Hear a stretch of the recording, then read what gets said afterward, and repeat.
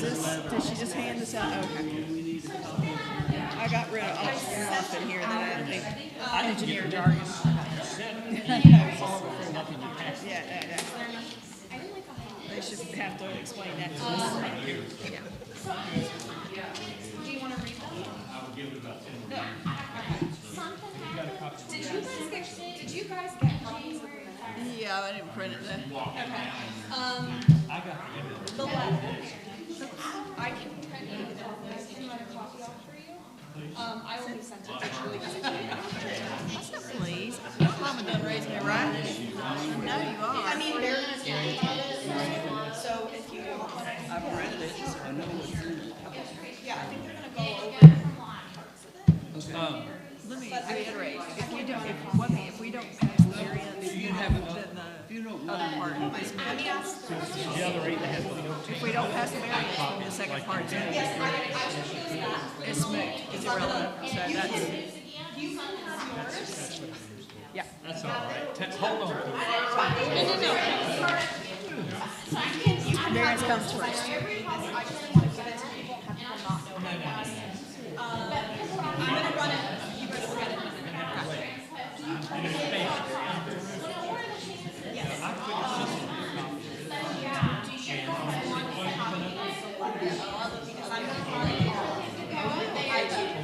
No? Got it. Copy.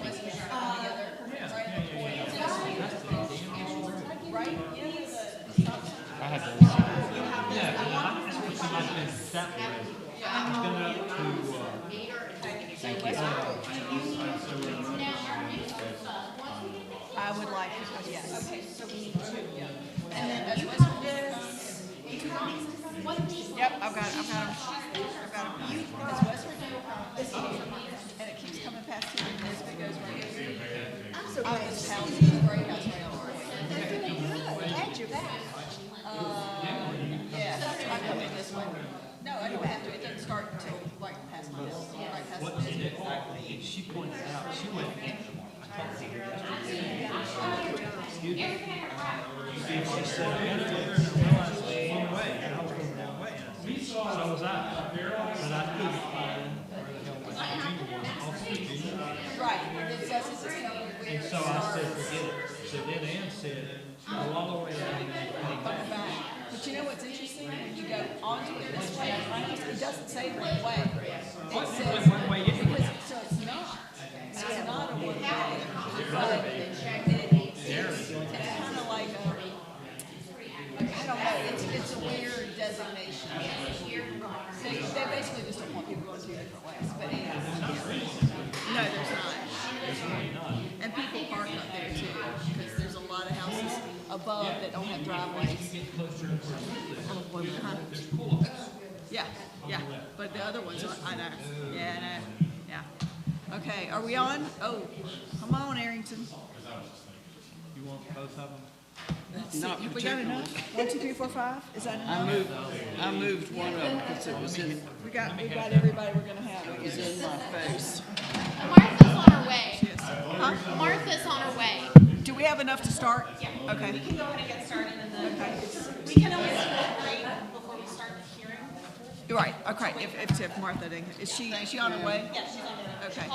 She said she'd be here. All right, I called the, we on? Here we on, Yes, okay. All right, calling the meeting of the town's Montreat's Board of Adjustment today, January 25th, 2024. We have a moment of silence.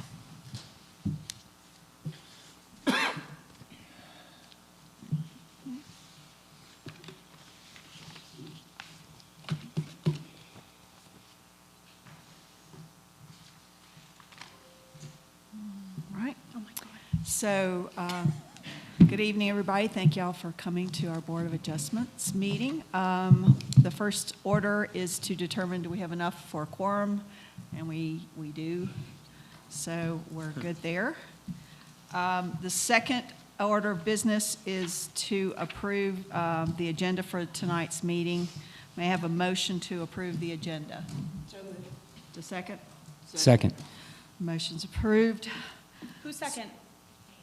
a million people did. Everybody. So, all right, agenda is approved as written.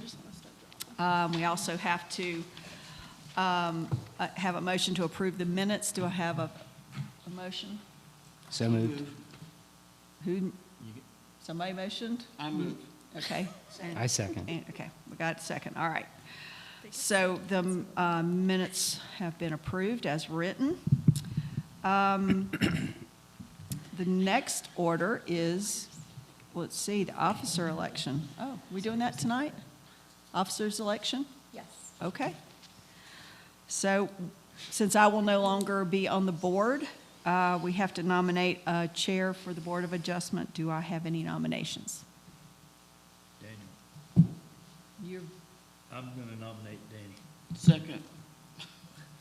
See All how right. fast we work here, boss? You All can't in- lose. all in favor? Aye. Aye. All opposed? All right, Danny, there you go. We've got a new chairman of the board. Great. All right, so then we've got the next order of business is a motion to approve the, You gotta elect a vice chair and a secretary as well. we have a secretary? It's Angie. Feel free to jump in there. We have a secretary? All right. Yeah, you know, the person that does the minutes. Okay. It's just- Do we have a treasurer? Stand in your way when you do. You ain't All right. I don't know. Do we have a PR manager? Okay, so open the board for nominations for vice chairman of the board. Do I have any nominations? Arrington. Oh, have them, Second. all in Sure. favor? Aye. Aye. All opposed? Nay. So Arrington is our new vice chairman of the board. Who second? I did. Danny? Mari. She seconded. You moved. Who seconded? All right. I did. Moved. I didn't know if I could. I'm not sure I could. I'm not sure I can vote, No, you actually. can't. That's right. All right, so we've got a new board chairman, we've got a new board vice chair. And then just motion. And I make a motion for Angie. Do I have a motion for Angie to be our secretary? So move. Maury, do we have a second with David? So Angie, congratulations, you're still our secretary. Hey, Martha. Martha's here. Job security. All right, so the next order of business is the approval of the 2024 meeting schedule. Does everybody have a copy of that? No. Arrington, there was one here just a minute ago. There's one. Are we meeting same time? Same time, same place. I think that the November and December meetings will need to be moved because they fall in Thanksgiving and Thanksgiving, Christmas. Christmas, yeah. So if y'all can suggest some new dates for that, I mean Thursday, but. Do we have a calendar? I've got mine. Could we just say that, November 28th. November and December, new dates. could we say the second Thursday or, So November, you guys could do, and Angie, please stop me if this room is not available. The 21st. Just go a week early. Can they do a week early, or is there someone in here? I don't have anything. Why am I asking you if it'll suit you? I don't know, I'm not going to be there. Okay, we can do November 21st, regular time, okay? Does that sound good? And then December, the 19th. First, The 19th? 19th. Yeah. Does that work, Angie? that sounds good. So we have to have a motion for that, or, Motion adopt as amended. okay? That's good. Yeah, so everything the same except November is now the 21st and December's the 19th. 80 Okay. the day before. Do I have a motion to? Motion to approve. I Okay, move that. Danny? As amended. And As Martha. amended. All right. All right. And I'll request. Zoom, zoom, zoom. Here we go. Next, Who second? I'm sorry. Martha. Martha. It was both of Okay. us. She's good for No. All right. Everybody ready? Here we go. Evidentiary hearing for VA 2023-03. This matter is to consider a variance request submitted by John Hennis on behalf of the property owners Dowd Montreat LLC to Chapter K, Article 4, Section 2, 4A of the Montreat General Ordinance to increase the approved graded area from 40% to 89.3%. And to Chapter K, Article 4, Section 3, 4J of the Montreat General Ordinance to increase the approved development intensity ratio from 0.3 to 0.49 on property in the R2 zoning district located at 325 North Carolina Terrace, approximately 960 feet east of the intersection of North Carolina Terrace and West Virginia Terrace, and described as PIN number 071-096598-200-000 within the town of Montreat. So all persons who wish to speak and testify in this case, please come forward. Well, come over to Angie. Is what we're going to go over to Angie, and she's going to swear you in, whoever wants to speak this evening.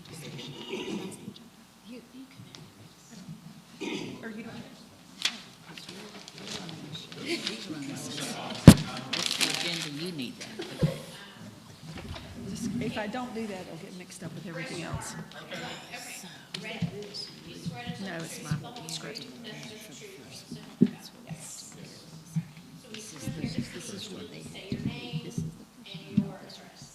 And your relation to the property, so adjoining property owner, representing property owner, stormwater engineer, property owner. I think that's what we said in the beginning. Architect. Oh. Yes. Oh, yes, you're the landscape architect. Yes. Landscape architect. Landscape, stormwater, Landscape architect. sure. Yeah, just state that and we'll get it on the record. Also, when you do come up to speak, you'll be using the lectern over here. Make sure you speak into the microphone. We get fussed at that all the time. So just, there you go, Josh. Shout And out to you. Josh is back now, I so. know. Hooray, yay, Josh is back.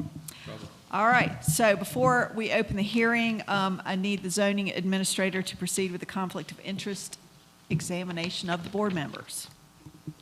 Everybody's favorite part.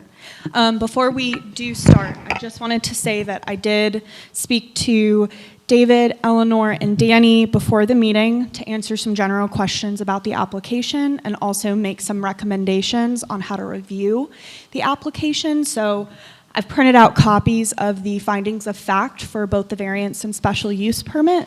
What I recommended to David, Danny, and Eleanor is that while you were reviewing the application, and I also sent this in an email, that you keep those findings of fact in front of you. So I've printed those out for y'all, so I just wanted to share that.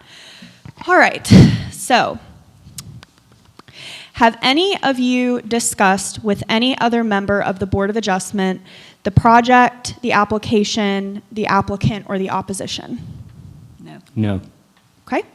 Do any of you have a fixed opinion prior to hearing the variance that is not susceptible to change? No. No. Okay. All right. I'm going to ask you about ex parte communications. Does anybody need me to define that? Okay. All right.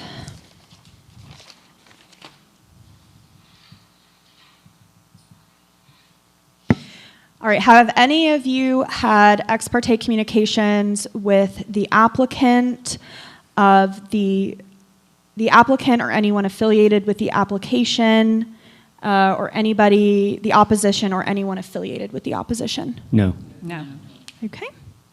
Do any of you have any close familial relationships to the applicant or opposition? No. No. Okay. And any business relationships with the applicant or opposition? I know David. Laughing at me. I just think it's amusing, but anyway. Business relationships. Not you. With the applicant or opposition? No. Okay. Any associational relationships with the applicant or opposition? No. Okay. And any financial interest in the application? No. No. Okay. All right. Thank you all for answering those, as always. One thing I do want, just for everybody to understand, we're going to hear statements from the owner and from neighbors, whoever wants to speak. And then when we start our discussion, we're going to have those questions, the 6 questions, and I want to discuss those so that sometimes we get a little off topic. And if we do it that way, one by one, we'll be able to get through this pretty quickly. So that's how we're going to do it. All right, I now open the evidentiary hearing on this matter and ask for testimony from the zoning administrator. Kayla, take it away. Thank you. Perfect, right on time. All right. My name is Kayla DeChristina, and I am the zoning administrator for the town of Montreat. Before the board tonight is a variance request for PIN number 0710-965-98200000, VA 2023-03. I request that the board enter into evidence the staff materials and the applicant's materials that were in your packets. Is that acceptable? Okay, thank you. Great. Next slide, please. So the property is located at 325 North Carolina Terrace. It has two fronts, West Virginia Terrace and North Carolina Terrace. It's owned by Dowd Montreat LLC. It's 0.395 acres, and it's in the R2 zoning district. There's currently 3 single-family dwellings on the property. Next slide, please. So these are some pictures that I took of the subject property. The 2 on the top are from North Carolina, looking north. You can see 2 of the existing dwellings and kind of one of them behind it. The 2 on the bottom I took from up on West Virginia, and you can see the existing structure that is facing West Virginia Terrace. Next slide, please. All right, this is the zoning of the surrounding property. The subject property is outlined in red. It's R2. To the north is R1 with existing single-family dwellings. To the south is North Carolina Terrace. To the east is institutional with an existing structure. To the west is a property also zoned R2 with an existing structure. Next slide, please. So the applicant's John Hennis. He's representing the property owners, Dowd Montreat LLC. The application this is a variance, and it is a variance to the Hillside Development Ordinance. This is not an ordinance that you guys do a lot of work with. So later on in I think next maybe, I don't know, I don't have my slides in front of me, but I'm going to talk a little bit about the ordinance, but please stop me if the board has questions about any piece of the Hillside Development Ordinance, the purpose, specifically what the applicant is asking for. Like I said, I know this is an ordinance that y'all don't work a lot with, so please stop me if you're not following what I'm saying.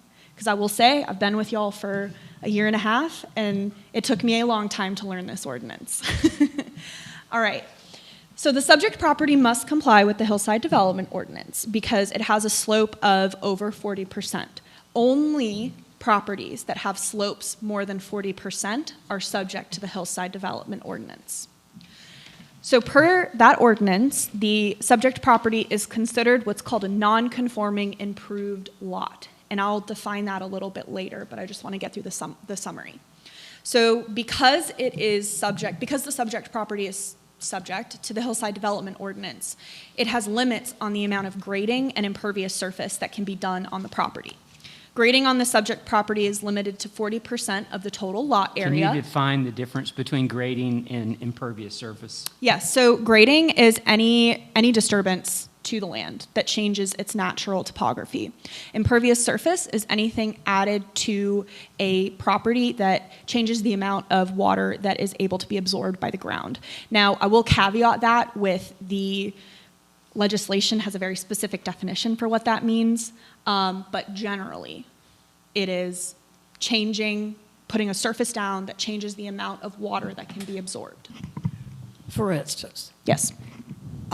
Pavement. pavement, gravel. All gravel except for type 78 stone, number 78 stone, 57 stone, thank you. Which is Really big, big. really big. Yeah. Yeah. It never occurred to me that gravel would be impervious, but it is, Yeah. Yeah. Well, In the definition. based on that definition. based on that definition. Right. Okay, so grading is limited to 40% of the total lot area, or 6,882 square feet. The lot's about 17,600 square feet in area. Impervious surface is limited to 5,162 square feet. The Hillside Development Ordinance uses this measure called a development intensity ratio to measure impervious surface. All that means is it's the percentage of the lot that can be impervious. So that's development intensity ratio is a term. What it really is the percentage of impervious surface. So the development intensity ratio of the subject property is 0.3. The applicant proposes a final graded area of 15,374 square feet, or 89.3% of the total lot area, and a final impervious surface amount of 8,442 square feet. So that brings the development intensity ratio up to 0.49. So variances are requested to Chapter K, Article 4, Section 24A, and Chapter K, Article 4, Section 24J of the Montreat General Ordinance. That's where the Hillside Development Ordinance is located. To increase the permitted graded area from 40% to 89.3%, and to increase the approved development intensity ratio, so again, percentage of impervious surface, from 0.3 to 0.49. Are we good on the request, or do we have some more questions generally? I'm still trying to get clarity in my mind about, so the impervious and the graded together equals No. No, two separate figures. things. okay. Two separate. Is there a combination of those two No. figures? They're No. completely separate always? Completely separate. Okay. There are two different restrictions placed on property subject to the Hillside Development Ordinance. Approved graded area, impervious surface, separate. Okay. So they're asking for an increase. of In both. Of both. All right, next slide, please. Okay, we're going to go through staff findings now. So property zoned R2, it's currently improved with 3 single-family dwellings that predate the enactment of the zoning ordinance, so they are considered non-conforming. The applicant proposes to construct an addition onto one of the existing dwellings and a detached garage on the north side of the subject property. The detached garage on the north side of the subject property required a special use permit because it is in the front yard of a lot. And they've submitted a special use permit application concurrently with this variance. But the special use permit is kind of contingent on being able to make any sort of changes to the lot, so that's why we're doing the variance first. So the subject property is an existing lot. Lot size requirements don't apply. The subject property is considered double frontage. It has to comply with the setbacks of the R2 zoning district, and the applicant's intending to meet all the required setbacks, and I've listed them up there. And also, next slide, please, Josh. And also shown them on this image. So you can see the addition and the detached garage and where West Virginia Terrace and North Carolina Terrace are. Any questions? Did they change the side setbacks to 10 from 15? So this is, there are 2. Left and right, 10 feet. I mean, I could be totally out of date, me. Please tell me this isn't another.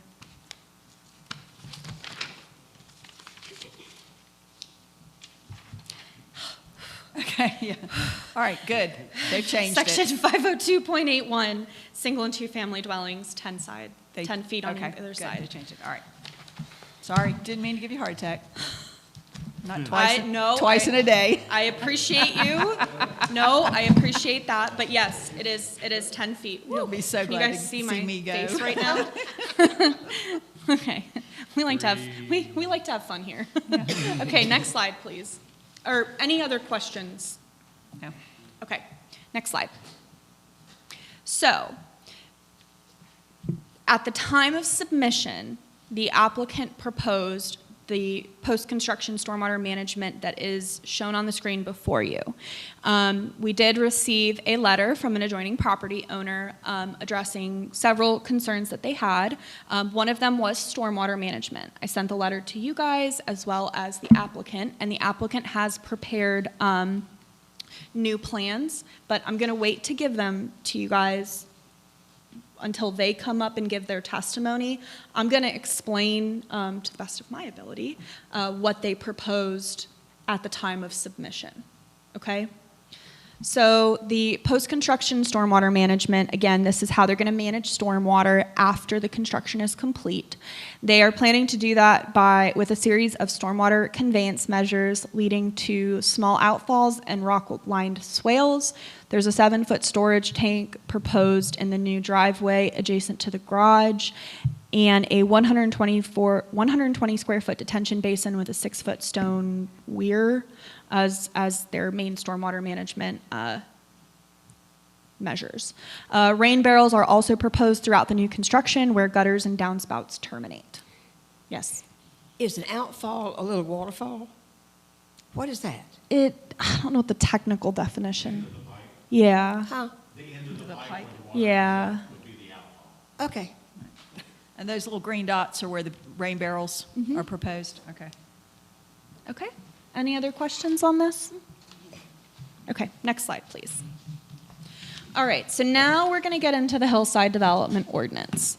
I will caveat by saying, and you guys are familiar with this, that at the time of the variance, we don't determine full compliance. We look at it and there's a balance between what we ask for and what the applicant provides. So with this review, we looked at the approved graded area, impervious surface, the height. Oh my gosh, there's deer. Oh, sorry. Squirrel. And the other piece. ADD. Sorry. The other piece is what's called a light reflective value, and that's just a paint color. And the applicant did provide that, but that wasn't something that I was necessarily looking for at this time. Full conformance is required during permitting, and so, yeah. Okay, so subject property has a slope of 44.8%, so it's subject to the Hillside Development Ordinance. In general, the subject property slopes downward from north, which is West Virginia Terrace, south to North Carolina Terrace. You can see there's sharper decreases in the slope on the eastern side of the lot, which are demonstrated by the contour lines that are closer together. The subject property is considered a non-conforming improved lot. So a non-conforming improved lot is defined in the Hillside Development Ordinance, which as an improved lot. An improved lot is one that has existing impervious surface, graded area. It's already kind of been developed. So that's what an improvement is. So this lot was improved before the adoption of the Hillside Development Ordinance. So all that's saying is that the development on the lot predates the adoption of the Hillside Development Ordinance. You talking about that, it looks like a driveway. Yeah, so that's part of it. The structures that are on there, the walkways, all of that Beautiful predates. rock work. Predates. Beautiful Predates rock work. June 11th, 2009. That's when the Hillside Development Ordinance was adopted. And this was built in the 1900s. 1906? Something like that. So a non-conforming improved lot is one that is defined as an improved lot in existence prior to the adoption of the Hillside Development Ordinance. So improved, non-conforming. That whether by aggregate graded area, so again, that grading limit, that percentage of the lot that can be graded, and or existing impervious area, so percentage impervious, that development intensity ratio, exceeds the permitted limits established in the ordinance. So what this is saying is that the lot was developed prior to the Hillside Development Ordinance being enacted, and that either the amount of grading on the property or the amount of impervious surface on the property exceeds what the limits are in the ordinance. Right. Does that Yeah. definition make sense? Yeah. Okay. All right. So now, next slide, please. Okay. And actually, one thing I want to do, can you go back one slide, Josh? I think I put this in y'all's packets, but I just want to places. read. That doesn't look like what I got. I just want to read the purpose of the Hillside Development Ordinance quickly. just to really kind of put into perspective what we're looking at. So the hillside development regulations of this article shall establish guidelines for responsible land use addressing both aesthetics and slope stability, utilizing approved methods of erosion prevention and stormwater control. Montreat contains intensely varied topography within a relatively small area, involving significant regions that transition abruptly from gentle slope to steep gradient. These factors pose unique challenges for the location and installation of structures while preserving the natural aesthetic characteristic of the town. It has been determined that measures must be taken to ensure the stability of our hillsides while permitting continued low-impact development. So that's the purpose of these regulations. Okay, next slide, please. All right, so now let's get into what's on the property. All right, so the image on the upper right is the applicant's existing graded area. I took pictures from up on West Virginia Terrace, and I put a little star where I'm standing when I took those pictures. So the two pictures at the bottom, I'm standing right where that kind of graded area is. I don't know, maybe someone took like a bike down there. I don't really know why it looks like that, but old driveway. Okay, so I'm standing right at the top of it, taking those pictures, looking down. It doesn't go all the way down. It does not go all the way No, not yet. No, it did. Well, it turned. Excuse me. Yes. Yeah? Okay, so I just wanted to preface, this is what we're talking about. That's existing. Okay, so properties subject to hillside development ordinance are limited in the amount of grading permitted on the site by the approved graded area. This is measured based on the total lot area. So per the ordinance, grading on the subject property is limited to 40% of the total lot area. That's 6,882 square feet. Currently, the subject property contains 10,750 square feet of graded area, or 62% of the total lot area. So that's what's on the lot today. That predated the ordinance, non-conforming. But So that driveway doesn't go down to the house. No. It stops. Yeah, I know, but she's just talking about the graded area. right, that's what's existing. there. Right. So the existing graded area exceeds the permitted graded area per the ordinance. So the hillside development ordinance has a very specific process that if you cannot comply, and you are an existing lot, if you cannot comply with the limits the ordinance sets, it has a very specific process it wants you to follow. So Chapter K, Article 4, Section 24H requires that if you are exceeding either of those limits and you are a non-conforming improved lot, you are either required to combine your property with those adjacent to it to try to increase the property size, and if you can't do that, Which they can't do, because they don't own them, right? then you can ask for a variance. This is the only variance. This is the only situation that a variance is allowed to the hillside development ordinance. Okay, any questions on that? No, so just for clarification, what we are deciding is not the stormwater runoff thing. We're deciding whether we are going to allow more grading and more impervious surface. That's correct. That's what this variance is about. That's correct. Okay. Next slide, please. All right, so impervious surface, again, the property is subject to the hillside development ordinance, have a limit on the amount of impervious surface. I talked before, this is called the development intensity ratio. It's a percentage of the amount of the lot that is allowed to be impervious surface. So I made an error in my calculation of the existing impervious surface. I emailed y'all about it, let the applicant know, let the opposition know as well. I had erroneously stated the amount of existing impervious surface on the property and the development intensity ratio. This does not change the applicant's request, but I just want to make sure that everybody has the correct numbers in front of them. So the property currently contains 7,559 square feet of impervious surface and has a development intensity ratio of 0.44. That exceeds what is allowed by the ordinance.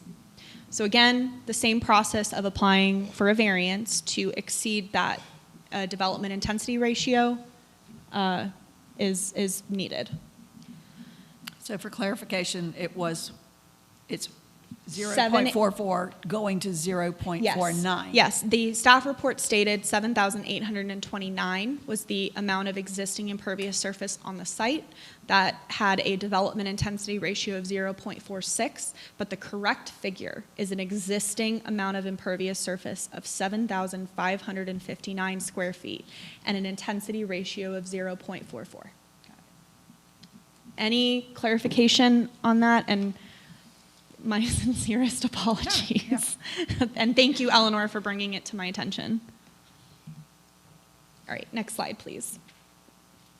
Okay, so now let's talk about what is proposed. So on the screen before you, the areas highlighted in red are what the applicant is proposing to add. So this would be new grading, and the green is what they're proposing to retain. So the applicant proposes to retain 10,750 square feet of graded area. This includes 2 single-family dwellings on the south side of the subject property. They propose to add 4,624 square feet of graded area in the form of a driveway, addition, and a detached garage on the north side of the subject property. 4,000 how much? 624.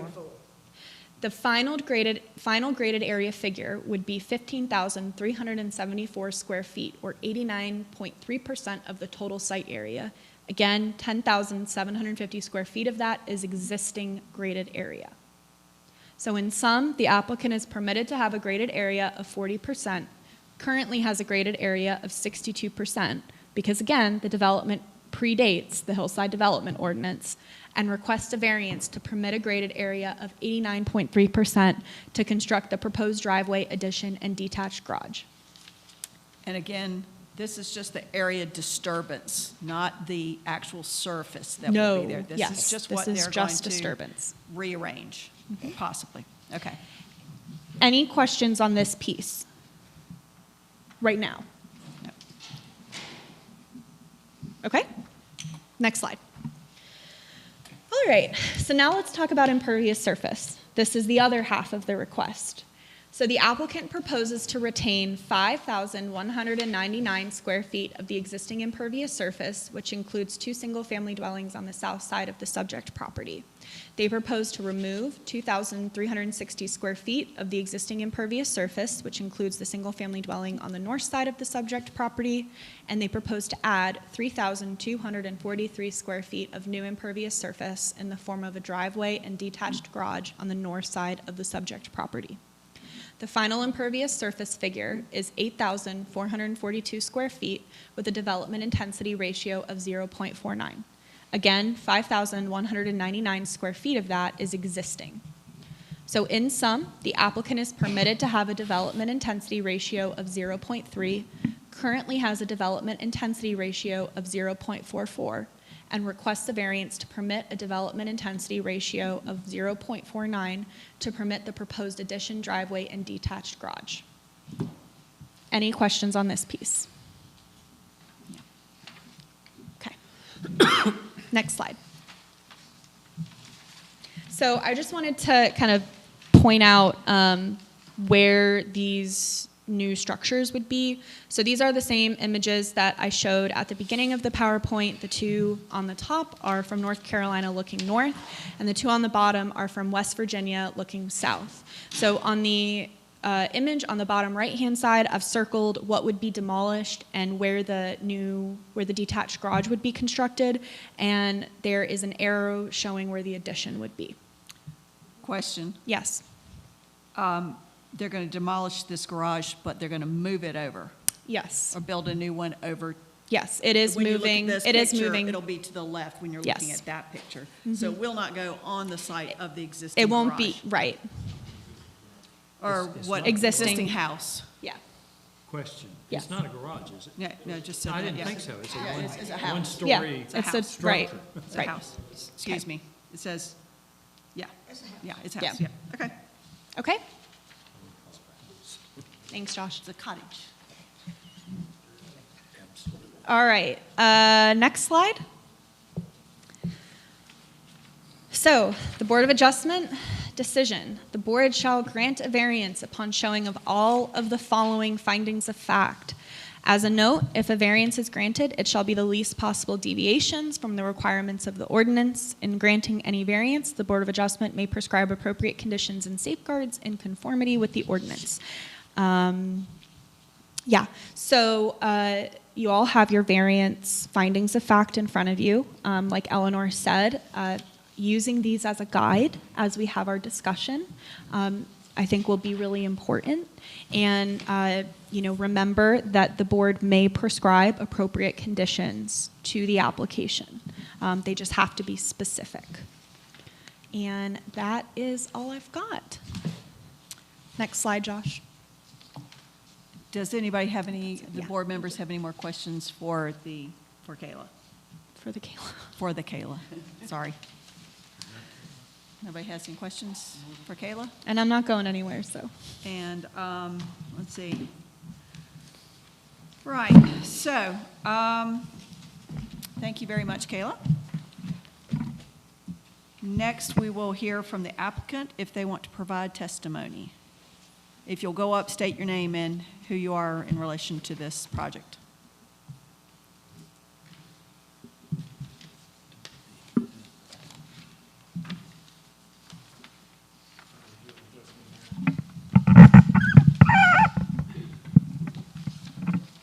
Nobody can talk into it. Good afternoon. My name's John Hennis. I live at 1905 Fendel Avenue in Charlottesville, Virginia. As being also the representative for the Dowd family, I'm married to Khaki Dowd, one of the owners. I wanted to thank the board for their time. I know this is a complicated issue, has a lot of moving parts, but I think we've got a good description and a good plan that really defines it. Some brief property description. The house was built by the Dowd family in 1906. It's been renovated over the years, updated. I like to call them Home Depot renovations, kitchens and bathrooms and things of that nature. The goal with this house was to expand it, make it a little more livable, update the finishes and the overall flow of the house, but also make it more accessible. We like to say everything's uphill in Montreat, and that house, everything's uphill. So as we get older, going up and down the sidewalk and whatnot, it's going to get harder. So that's how this plan had cracked to evolution, in that it was what can we do with the back piece of property that's basically not used, it's a hillside, and how can we develop that into more usable space. We are replacing the existing, we call it the Perry Lee House, with a new garage, two-car garage, so we can provide parking that we do not have. The house was built in 1906, cars weren't around, there was an existing driveway, but it actually went down through our property, through the next door neighbor. And that, it hasn't been used in years. The design team and myself have worked very hard to come up with a good plan. I think we have. I know that there's been some opposition to some of the details of the plan, and I think we have a good alternative solution to address those, and we'll show that very soon. You want me to pass these out now? Sure. Okay. I'd ask the board to enter this into evidence. So, You want want to me? ask? Yeah. I guess I'm requesting you enter this into evidence. So you guys can take a minute to look at this and then say yes or no. Sorry. Does it require a motion?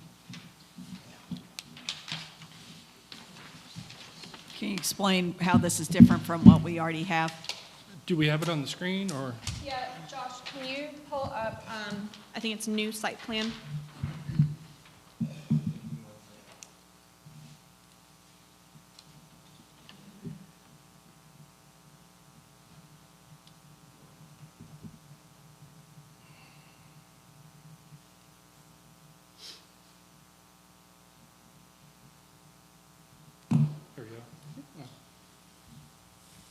Can we rotate it, John?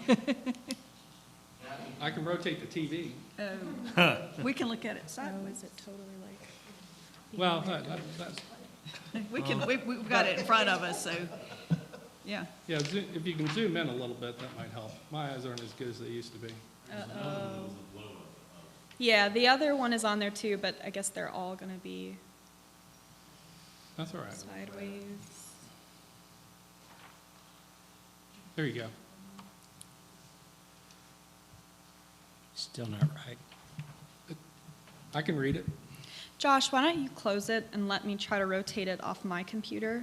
And then, No, he's oh, he got it? Okay, There we good, go. good, good. Oh, Whew, he's okay. Magic. amazing. Well done. Technology So- brand. If you recall from the original slide, there were only 2 inlets for water coming off the driveway. And in the letter that I received from the opposition, that was one of the major concerns, is water coming down the hill and entering their property, which is not something we want to do, we want to avoid. So I've gotten with my design team and we made 2 changes to the plan.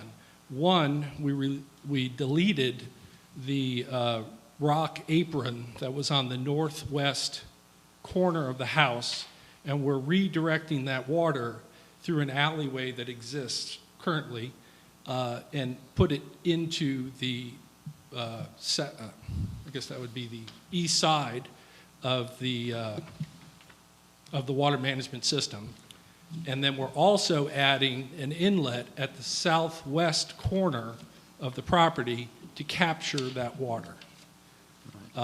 There will be a 6, 7, 8-inch curb around that whole area that will also capture that. But between those 2 coming down the hill, they're going to get a lot of that water. So this is the 2x3 drain inlet that you're talking about right now? Yes, sir. Okay. Right now. And what was the first one again? Could you say what the first change you were making was? I see The this. first change was right below that one in the corner, there was a rock apron, if you look at your original drawing, that rain barrel on the northwest corner of the addition Was going to take care of. was going to trickle the water Right. down, and the opposition was concerned that that would come on their property. Sure, And sure. It was a valid concern, and I kind of like this because now I have no water over there. Yeah. So you'll get rid of the rain barrel and or in addition to the rain barrel. We may possibly, have to have some sort of a collector and then, then funnel it to this. yeah, funnel it, but the funnel water it will over there go to the east. to this new drain inlet. Okay. Yes, ma'am. So that's added. Is there another one that's added, or you said Yeah, there was so 2? right above that rain barrel is that new 2x3 drain inlet. Yes. So we added that, and we'll tie all those together. They dump into a 7-foot storage tank that is 400 gallon, and then distribute out. For comparison, Josh can pull up the original plans if I've that got would be mine in front of helpful. me. Does anybody else see it? Yeah, bring it, Okay. Is that, yeah? Yes. please. Josh, thank you. I asked if this would make the computer explode.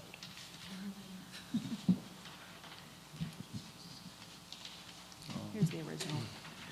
It's just going to have a rain barrel here. This is the original. And they're going to add this right here. Yeah, so they're going to put a culvert here and then that So way. you- So they're adding a drain. Is it possible for you, is it possible, Josh, for you to take the microphone over to the drawing and kind of point at what you're talking about? Sure? Is that okay? Is that Yeah. okay? Oh, please. I don't know how you all can see. I think I see what you're talking about. So currently, the current application, or the original application, had this rock apron. Josh, can you zoom in on right where your mouse is? Yeah, just that area, just so we can have that Yeah, piece. there you go. There you Now go. Now There you we're go. cooking with gas. Yeah. There we go. Okay. Yeah, the audience can't see. Can we turn it just a touch back? There we go. Good? They can look back there too. I will follow along back here, leave that TV playing this way. There we go. So the original application, there was a rain barrel right here on the corner. It was picking up the roof drain. I'm not sure the square footage of that roof. About 400 square feet. It was picking that up. It was piped over to a head wall, and then there was a rock apron here. The property line, as you can see, is right here. We're eliminating that. We're taking that water and we're bringing it over to here, and it will go down to this apron. Okay? The other part of that, and I'll use this slide, is that's the original 2x3 inlet up there at the top. We're proposing, yes, sir. We're proposing to install another one right here. So any residual water that doesn't get collected here will certainly get collected here, piped to here, down to here. And this is all the wall here, the new wall? Yes. So there'll be a 6-inch curb that'll run. That's what that black line is. So you're basically redirecting the water. So the flow of the water comes down the hill and then basically goes back the way the grade is. Okay. Because it's directed toward that back. So now there's, a third more inlets at this point. Right. All right. Is that good? Yep. Yeah, thank you. You're welcome.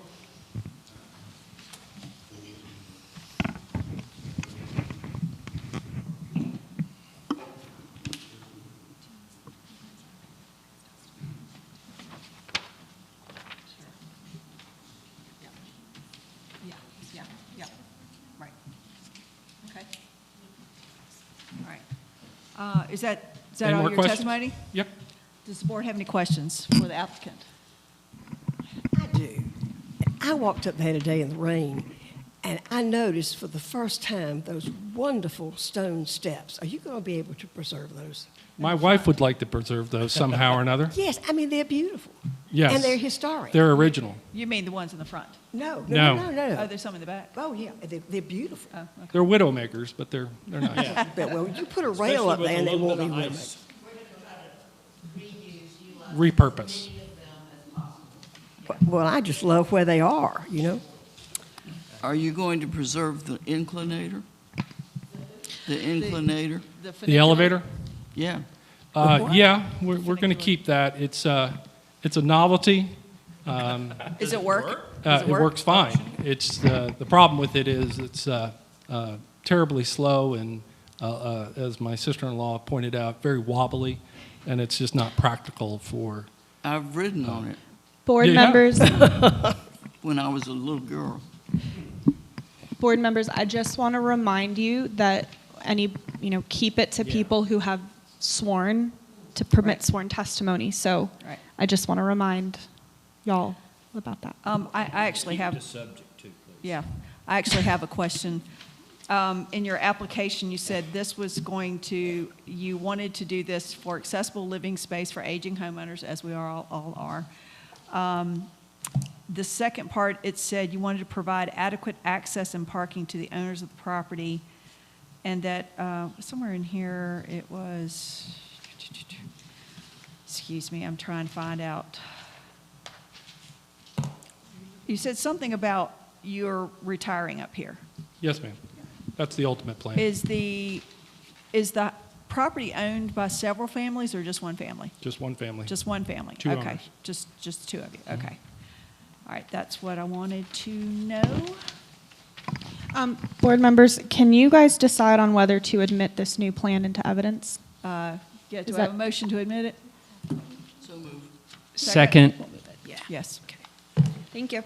All right, if there's no more questions for the applicant, do you want to go ahead and take a break now before we hear from any of the other? So we know that the plans were new, and we know we do have someone not using opposition just because it's a technical term. We know these plans were submitted at the beginning of this meeting, and I know that y'all have written a letter, and I wanted to give you a chance to look at this clearly before providing testimony. I mean, we can just keep moving, but I wanted to just give you guys that opportunity. So We can take a 10-minute recess, or we can just keep rolling. what would y'all like to do? I think that 10 minutes is really enough for us to do it. Okay. I've seen it before. I mean, I appreciate you doing it and we consider it, but Okay, so maybe keep rolling and, okay. Oh, they didn't have a plan. They didn't Yeah. get a plan. Oh, absolutely. Sorry about that. Just like, yeah, decide on something you haven't seen. So would you like to go ahead and take that 10 minutes so y'all can look at it? That won't be enough. You're saying that won't be enough. I don't think it really affects our testimony. And Okay, all right. Well, So then we'll so we'll just keep going, all right. Thank you very much for your testimony. Do you have any, do you want any of your stormwater people or architects to add to that? Are there questions, additional questions that maybe I didn't explain enough? Was there something in regard to the impervious or disturbance? Actually, I do have a question. Okay, Why did you not, I understand you're tearing down the house, the cottage. we call it the Perry Lee House. The Perry Cost. Why are you not just continuing to build your new garage right where that is? And I say that because by moving it, you're increasing the amount of impervious surface. Josh, would you bring the site plan back up? So does everybody understand that when you look at the plan, the I'm not existing sure cottage? Yeah. I'm not sure they're increasing the No, I amount don't because think so you're either. decreasing by moving it, and then you're creating a garage. So, Well, You're that just tearing- increases the impervious area. but when you're decreasing the other one, oh, yeah, I see what you're saying. No. So you're building a driveway, you've got Actually- a house there, you're tearing that down. Behind, you're moving it over to the east side, which is increasing the amount of impervious. Did you discuss about just putting the garage where the house is?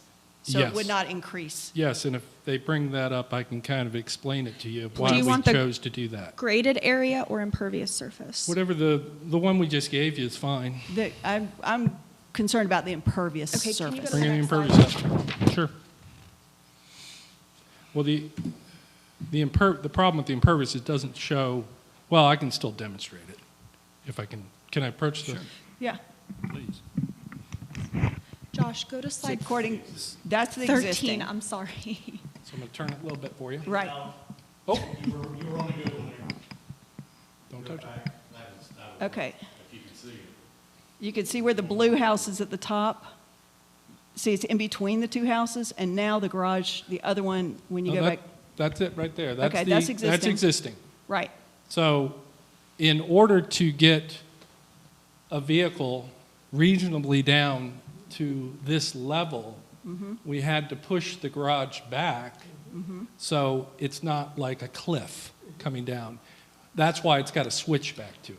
You got to, Okay. there's a certain degree of grading you want to achieve, so you're not, Slam right into it. slammed right into it. Plus, it gives us more area for parking, and we need an area kind of to turn around. So that's why the decision was to push it back, kind of hide it, to be honest with you, behind the little houses. We call this a little house. Right. So that was the decision to do that. If we put the garage right there, I don't think we'd have enough reasonable grade to get a vehicle down there. You would not. It would be dangerous. Okay. All Does right. that answer your question? Yes, it does.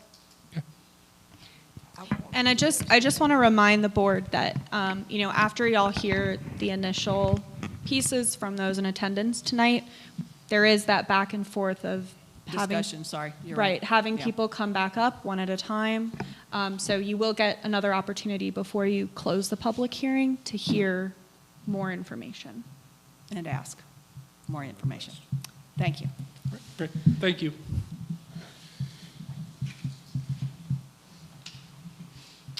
All right, so that was, does anybody on the board want to hear from the stormwater or the landscape architect? Does anybody have any questions? You do, Martha? I have a question, but I would like to hear Like to hear from from? them. Okay. Hello. Please, tell me who your name is. My name is Scott Baryard. I live in 1003 4th Avenue West in Hendersonville. Thanks for having me here tonight. One thing that I do want to say. Scott, can you state your involvement with the project? Yes. I'm a landscape architect. I drew all the plans that you have been looking at, and also did the revised plan today that addressed the letter that I received a few days ago about some of their concerns. I know my client was very concerned about that letter, and they wanted to do the right thing. And that's refreshing to see, because in my profession, I don't see a lot of clients who want to do the right thing. And I can tell you that what we have proposed, I cannot see any way it would cause any additional stormwater or problems to that adjacent property. I think this client has gone over and above to try to challenge this. I do want you to understand that these are 2-foot by 3-foot islands. If you go down to Ingalls down here, they have about as much drainage in that tiny little parking courtyard area as probably in half of an Ingalls parking lot, just to give you an idea of how much overkill this design truly is. The client wanted it that way.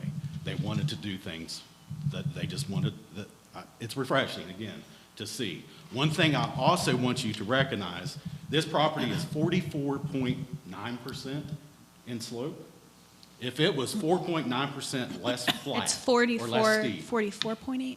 44, if it was less than 5% flatter, we would not even be here tonight. Everything that they're proposing, I believe, meets the requirements of the ordinance, other than the fact that for some reason Montreat decides to treat the back of the home, which is West Virginia Terrace, the top one, as a front yard also, which I don't know how you have 2 front yards in a piece of property, but you do in Montreat, so be we're it. Montreat. Well, it's why that would be the only reason we would be here tonight.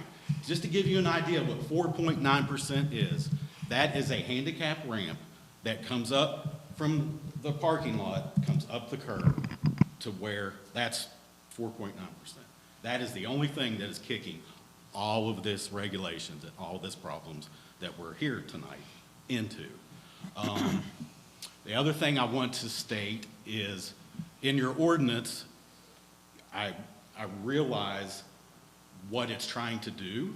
One thing it does not accomplish is the fact that if you take the square footage of the impervious that they are removing and you add the impervious that they are adding, I believe it was less than 2,000 square feet. It was like 833. It's 900, less than 900. It's I'm sorry. 833. I didn't mean to say 2,000, it's I did under the math. 900. That was the disturbance difference.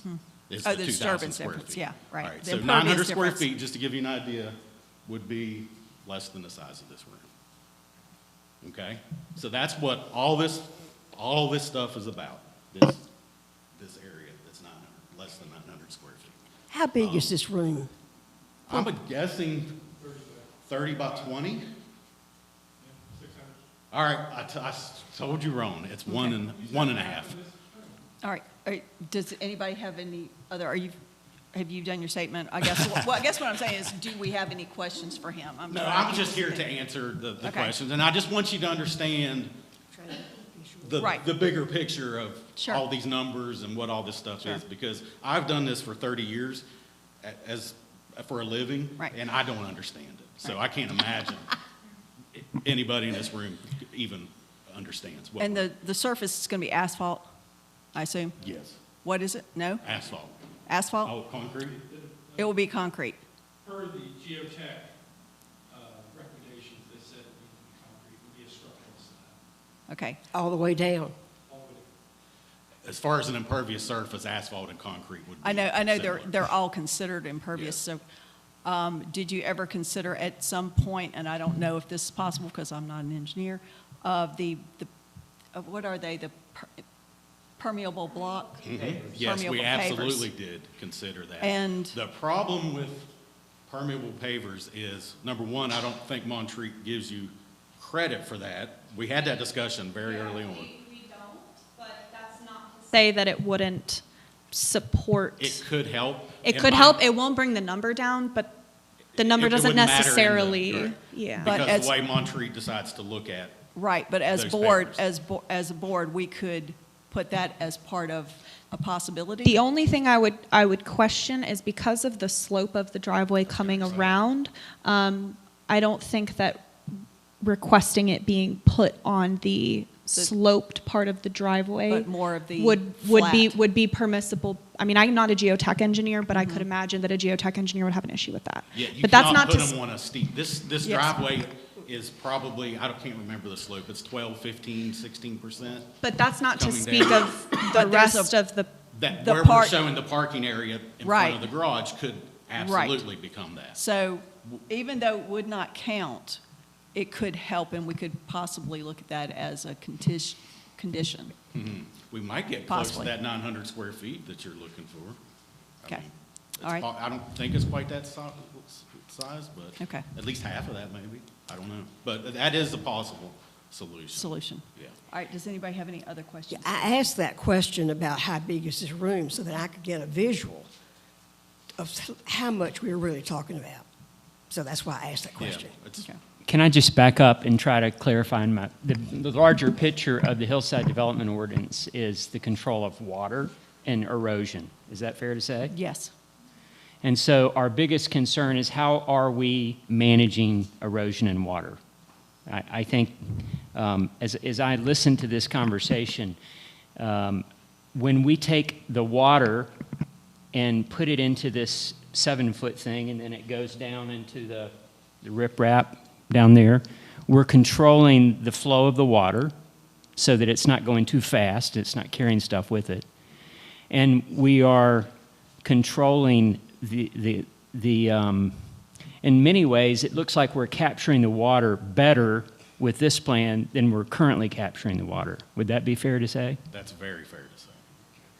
Yeah. Not we're capturing currently not anything. capturing anything. It just spills, somehow gets around the house. I guess it does sometimes. Yeah. Or it percolates down through the ground that's Right. there. Right. Yeah. That's true. So, I mean, it doesn't just sheet off, it just, So do we have any calculation about the quantity of water that's going to go down through the stone field in comparison to what is currently going through that stone field? Yeah, well, it will increase, but we're doing, with the storage treatment, with the herbicizing of the pipes, with the large amount of riprap swales and different things, all that is in conjunction with what we're putting under. There's an existing bridge that connects the little house and the big house. I don't know the names of them, but, and we're putting a feature under there as well to help with that. So if that water increases as it goes down there, and where is it going to go? Is it going to go across the road and then down to the next lot? Eventually, all the water on that site currently makes it to North Carolina Terrace, eventually. so it will That does just, not or whatever does not go into the ground gets to North Carolina Terrace. and so it just spills out into the front yard and gets absorbed, and then, It probably makes it to the curb eventually. there's no stormwater issues on North Carolina Terrace that I'm aware of. No existing ones. We're making a large impervious surface, a large graded area. We're increasing the amount of water that's going to flow down to North Carolina and it's Terrace. got to come out But somewhere. they would also be installing stormwater management measures. Yeah, yeah. Isn't there a pipe that comes out above North Carolina on the big wall? It's below I think it's, yeah. below Yeah. the William Black. Yeah, That's what so- William Black, Yeah, yeah. because I've seen Seen water that. coming out of that for Yes. years. Yeah. So there would be no pipes coming through that would just percolate into the ground. Yes. It ends at that bridge. We have a weir there, and Yeah. then it spills out into the grass, and it should just- be it just taken care percolates, of by okay. that point. But there's no like underground infiltrators to get Other than the underground storage stuff. and that's a storage tank. It's not an infiltrator. It's not trying to put water No, but underground. the one under the bridge is trying to get some water in. Okay. And I couldn't put water in up above because there's houses Yeah. pretty much Yeah. across this entire Right, lot. right. So it's a tricky one. It Yeah. definitely is tricky. If I can add one thing, as if this should get approved and they should go forward to development permits, they will be required to submit sealed engineering plans. Right. Because they are hitting the triggers Right. for those sealed plans. So basically, we ran into this on another one. They won't get passed unless they handle the stormwater. It's not up for us to figure out how they're going to do it. If they don't figure it out right, they won't get it. So that's not really our concern. I mean, part of it is, but, okay. Is there any more questions? No? Do you want, applicant, do you want your landscape architect, who I or am. the architect or any of the others? Wait for a minute, please come up and Nothing tell more you. from me? Thank Yes, you. thank you very much. Thank you. Your name? Tiffany Prudhomme. My address is 521 Wetmere Street, Hendersonville, North Carolina, and I'm the architect Okay. for the design.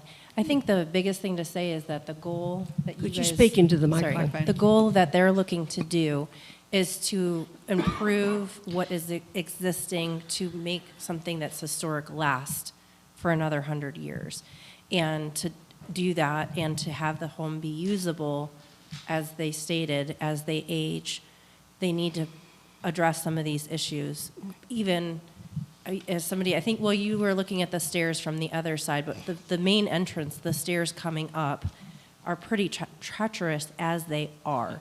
So creating space that gives accessibility and long-term use while maintaining as much of a historic feel as possible to make improve their lot and improve it where it can be used again and last for another 100 years was the main goal. Thank you. Any questions? Thank you very much.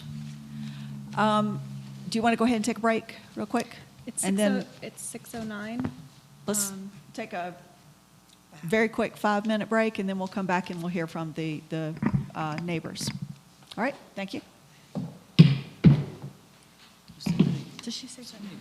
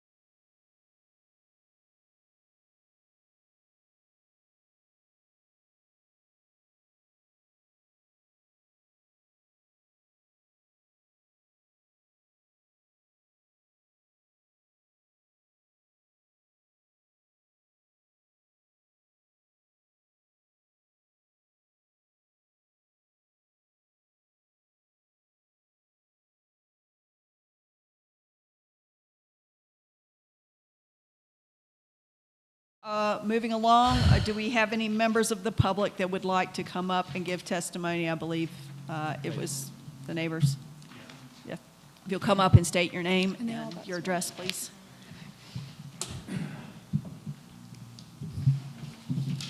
My name's Charlie Morris, and my home address is 1643 Myers Park Drive, Charlotte, North Carolina. I represent our family, which is the adjoining neighbor. Our family's in 321 North Carolina Terrace since it was built in 1906. Like I said, we're directly adjacent to a lot of the work that's being proposed, and our home is really close to a lot of the new development that's being considered. They're the property owners directly to the west.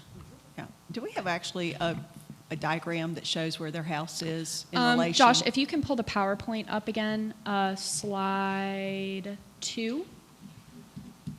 But continue. Well, Yeah, he'll pull sorry. that up. Go ahead and continue. But anyway, we've known the Dowd family going back to long before these homes were even built. I don't think we were super comfortable having to come here today and swear in as opponents of this, but our homes are really close together, and some of these plans are new to us, and we can't help but be concerned about the impact of the development on our hillside and some of the structures that have been there for a really long time. You can see here. Do you want me to walk up? Yeah, I just see it's direct. It's not below it. Directly to the left. It's directly to the west. Yeah. It's right. This is our. There we go. These two. This is our lot, and these are our homes. Okay. Thank you.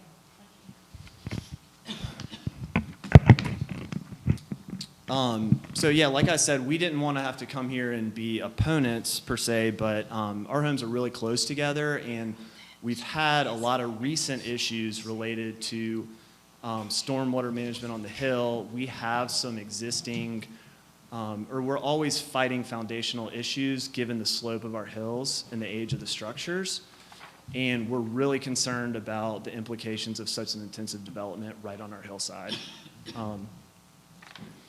So just a little bit of background too. We knew that the applicant's been kind of considering making some upgrades to the home, and we're very supportive of efforts to kind of modernize these homes and make them more livable. We're trying to do some of that same work. So we're not opponents of that, but we do want to be responsible with the way that hillside's developed, and we are supporters of the hillside ordinance and the purpose that we read. So I just want to kind of give that as background.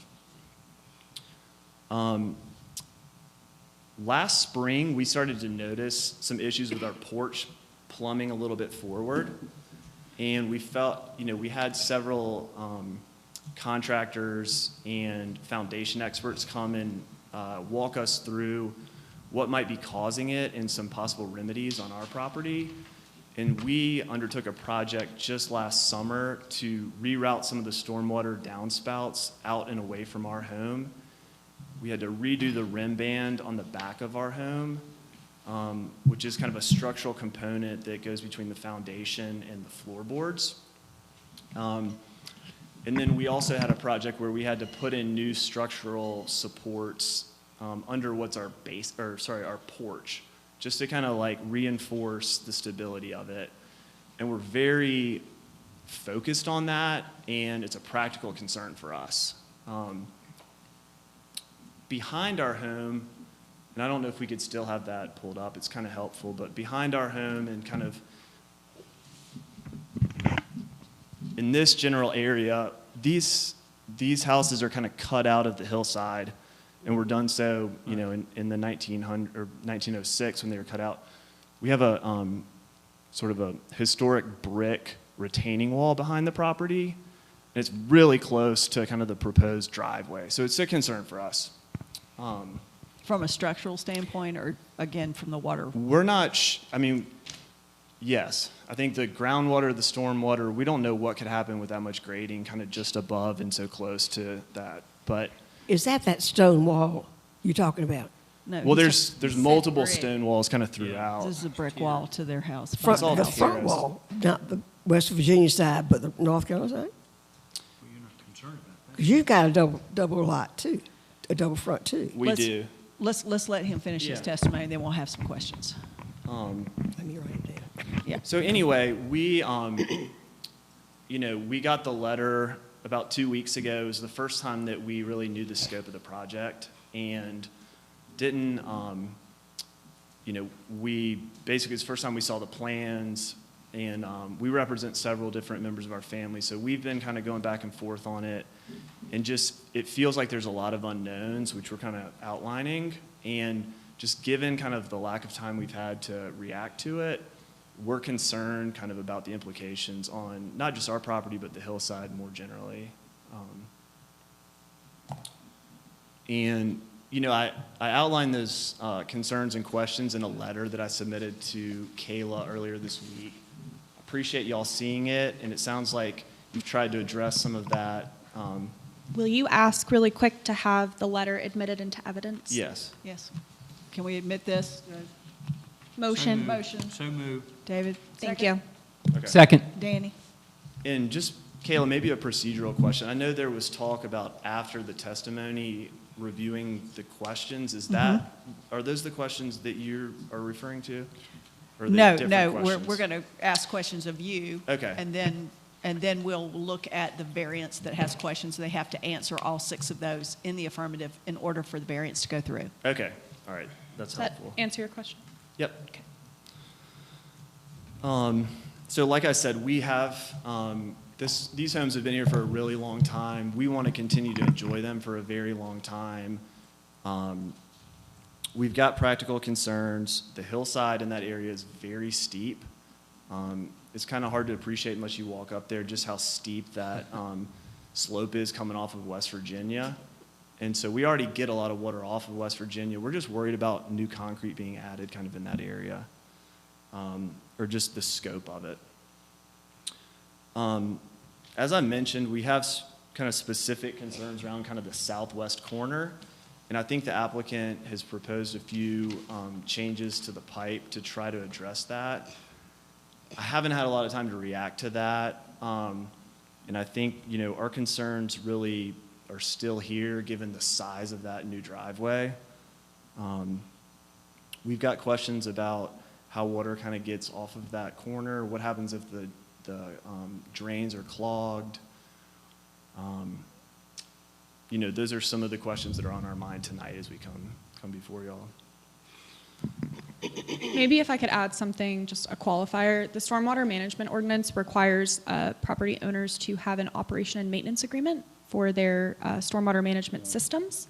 And in that operation and management agreement, which is recorded with the Register of Deeds, there are procedures in there for Like how cleaning they, out the rain barrel, making sure gutters aren't clogged. Yep. Is there exactly. inspections for that? Or is it- So, yes. The town is currently having its MS4 stormwater management plan. It's a state-required plan that allows us to have a stormwater management ordinance. We're in the reapproval process. So right now, we've paused inspections, but yes, there are technically inspections, and they will resume as soon as we get that approval. So I just want to, before we go any further, I just want to say, you've just gotten an update. Do you want to request a continuance? You have not had time to look at it. You may do so, and we will consider that request. I guess I would just say this, I don't feel comfortable sort of moving from the opponent to the proponent camp at this point. I think that's probably a decision for y'all as a board to make, but I think that our concerns are pretty global, and I appreciate some of those efforts being made to redo the drainage by the landscape engineer.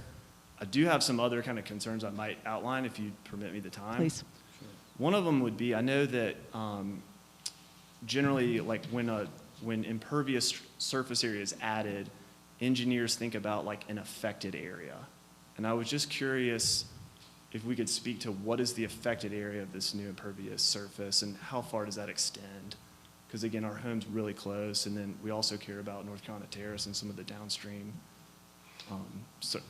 areas. So that's a question I still have. I also know, Kayla, you mentioned that prior to the permitting being approved, there would be a stormwater plan submitted. I'm just curious, there's a variance application. At what point does an engineer get involved, and has one been engaged yet? Scott, you're an engineer, right? Landscape architect, yeah. So landscape architects can prepare the stormwater management plans.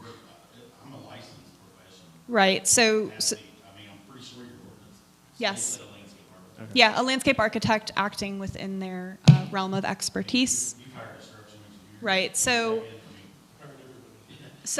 of folks look at this. I can answer that question. So the applicant's already engaged licensed professionals. The sealed plans will be required before permitting, but I mean, I think what they have put forward so far is probably right on track with what's going to be approved. But just to be clear, an engineer is not, has an engineer reviewed or prepared any of this plan? So there are different kinds of engineers. So the applicant's required to have a geotechnical engineer specifically, and they're required to have a licensed professional prepare their stormwater management plans. The licensed professional does not necessarily have to be a stormwater engineer. A landscape architect is permissible to prepare the plans if they're acting within their scope of expertise, which I believe Scott is. As far as the geotechnical engineer, the applicant does have a preliminary geotechnical report. That was part of the materials, and then they've engaged the appropriate professional for stormwater management. Okay. Is there anything else you want to?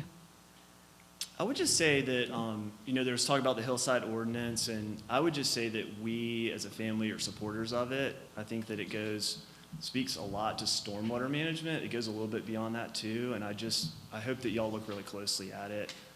The last thing I would just ask, and it kind of gets to why are we here today, I hope other alternatives have been considered or could be considered. We're not here to kill the project. We support updates to that home. Like, we want to be good neighbors. We just hope that reasonable alternatives are considered that might be a little bit less risky to our property. All right. Thank you very much. Question? Board. Yes, Yeah. David. I'm sorry, I didn't get your name. Charlie Morris. Charlie, thank you. I'm David. Anyway, how close is your nearest proximity to the lot line, your house? Do you know that? I don't know. 20 feet? Yeah, I didn't have time to get a lot of Sure. professionals involved, but it's pretty close. I don't know if you could pull up, like the plan.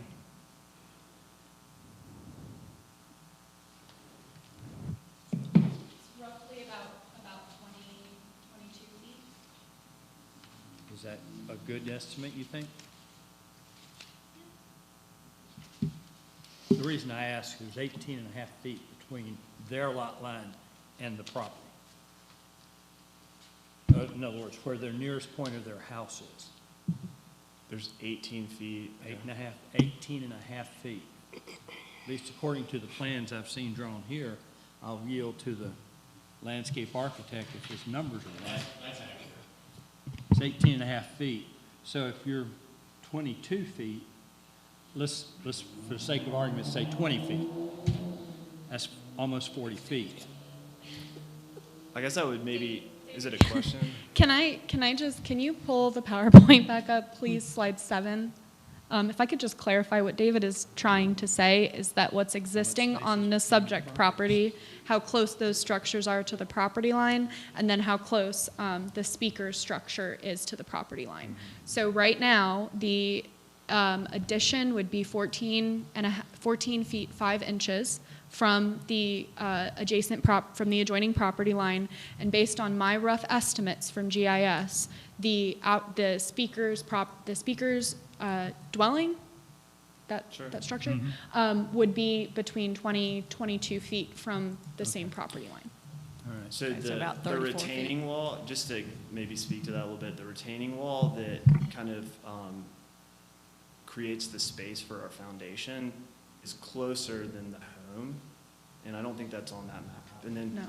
You know, the other thing that we're worried about is the driveway, and I don't think that I'd be curious what the spacing is there to the property line, because it looks pretty tight to me. If you scroll up a little bit. Oh, yeah, it's right on it. It's right on it.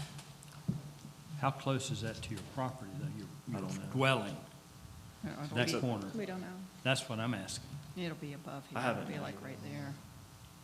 It's his above, house it's is down higher here. too. It's about, Yeah. I don't know what the elevation difference is, but it's, Sure. I think the elevation there is like almost even with our roof line, so it's way up. Mhm. Yeah. It's really high, which is kind of part of why we're concerned. Okay.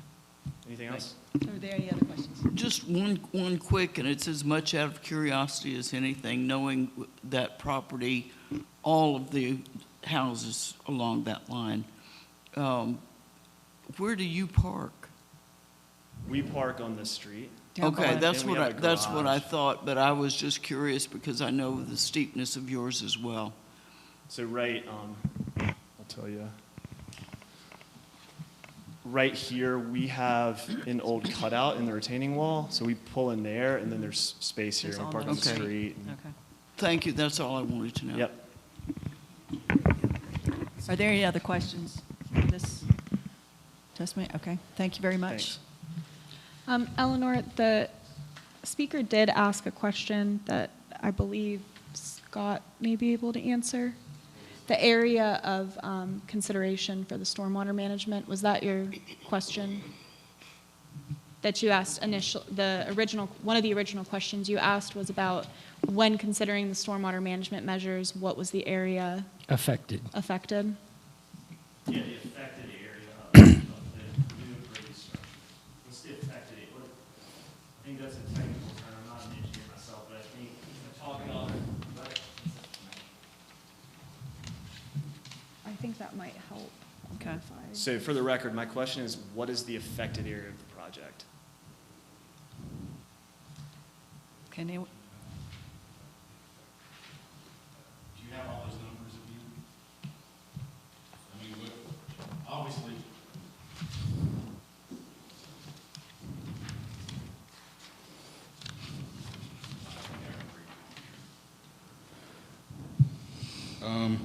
Whenever we do a design, we, look at the watershed, everything that's kind of coming towards it, but we do not design things across property lines for, obvious Right. reasons. It's illegal.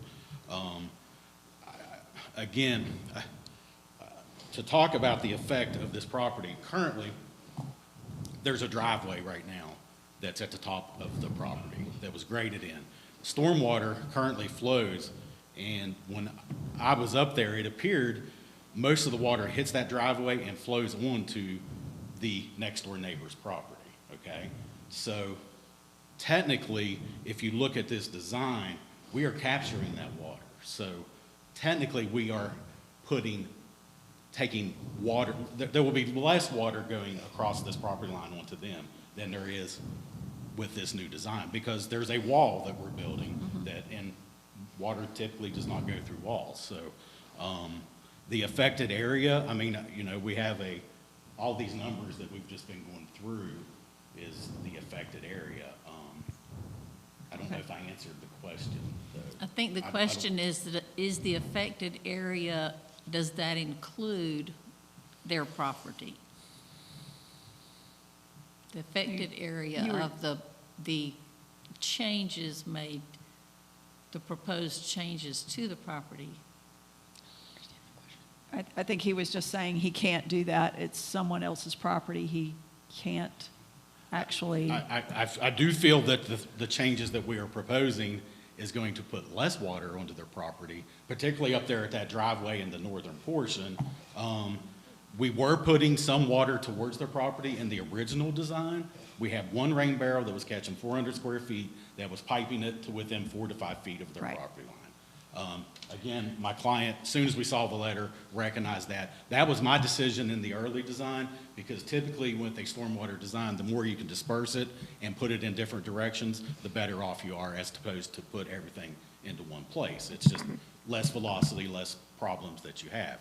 once we saw that, my client said, look, we don't want to, we want to solve this. So our solution that we're proposing is to keep the rain barrel in place, piping no water on that entire side of the property. So the water that was coming, off of this terrace that was coming down this driveway, and I believe there's no berm or anything up there that kept it from going. Does that water continue? The driveway goes onto their property. So we're building this wall that's right here that is going to stop that. So any water that was going that way is going to go into these drains and go between the houses down this way. So again, I just don't see what the effects would be different. I think if anything, if you look at just the amount of stormwater that would be crossing a property line, there's less with this plan than possibly with what exists there today.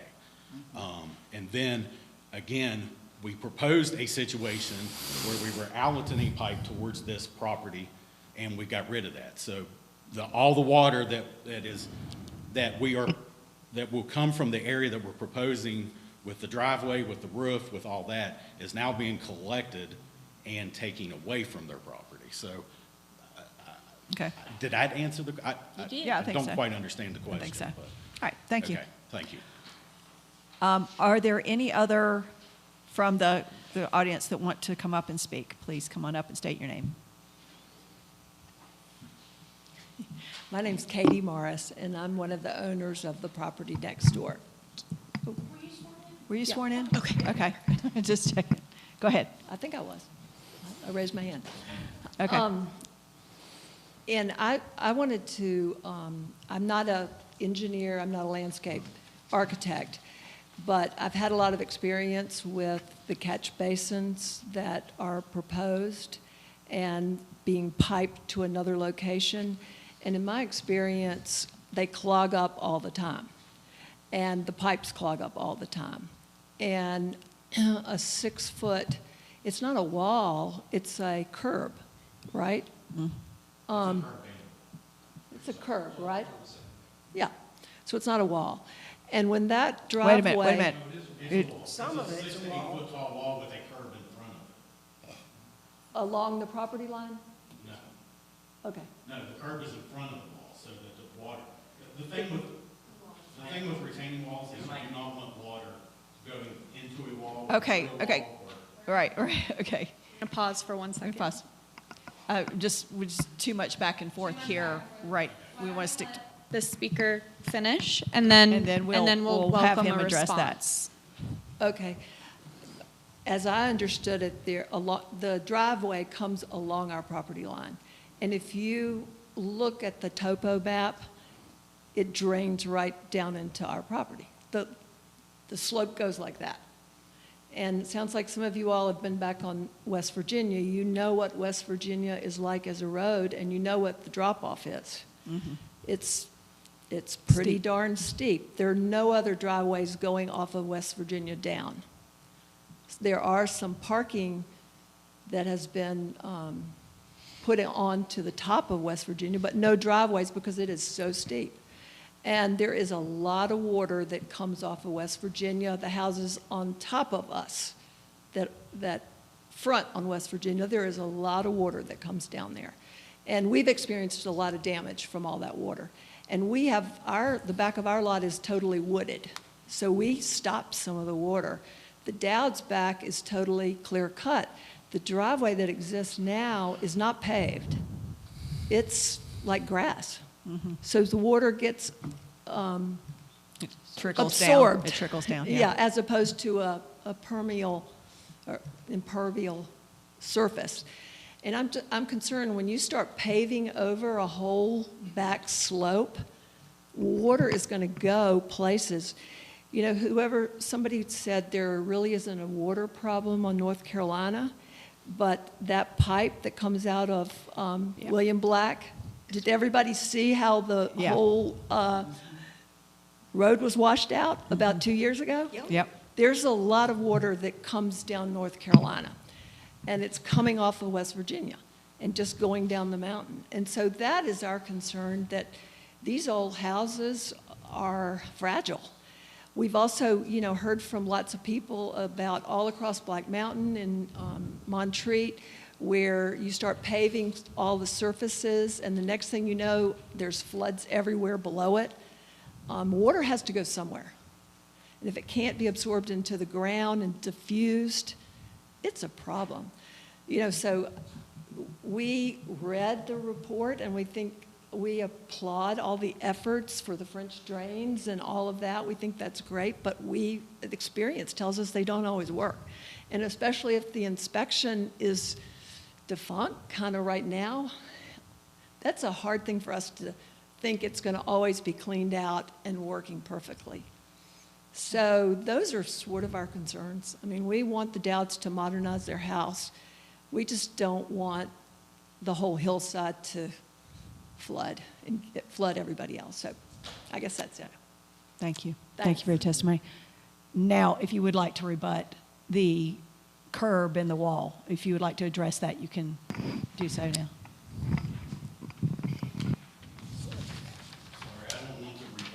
Well, I mean, just. I don't want to. We understand. We're just Clarify. clarify.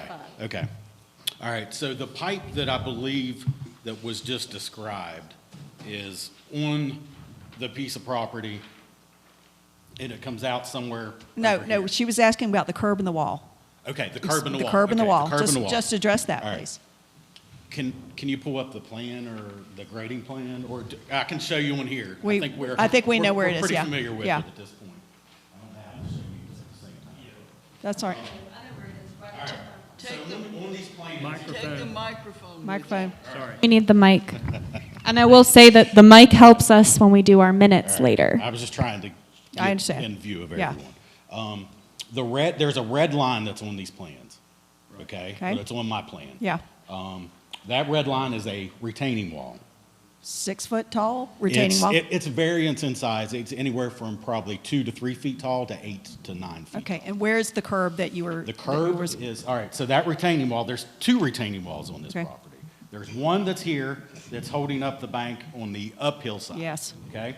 There's one here that comes all the way around the property, all the way back to the garage. Okay. This one is anywhere from 2 to 8 feet tall. Okay. In front, all right, so that wall is there. Mm-hmm. In front of that is a 6-inch tall curb. It could be 8-inch, it could be 12-inch, it can be whatever.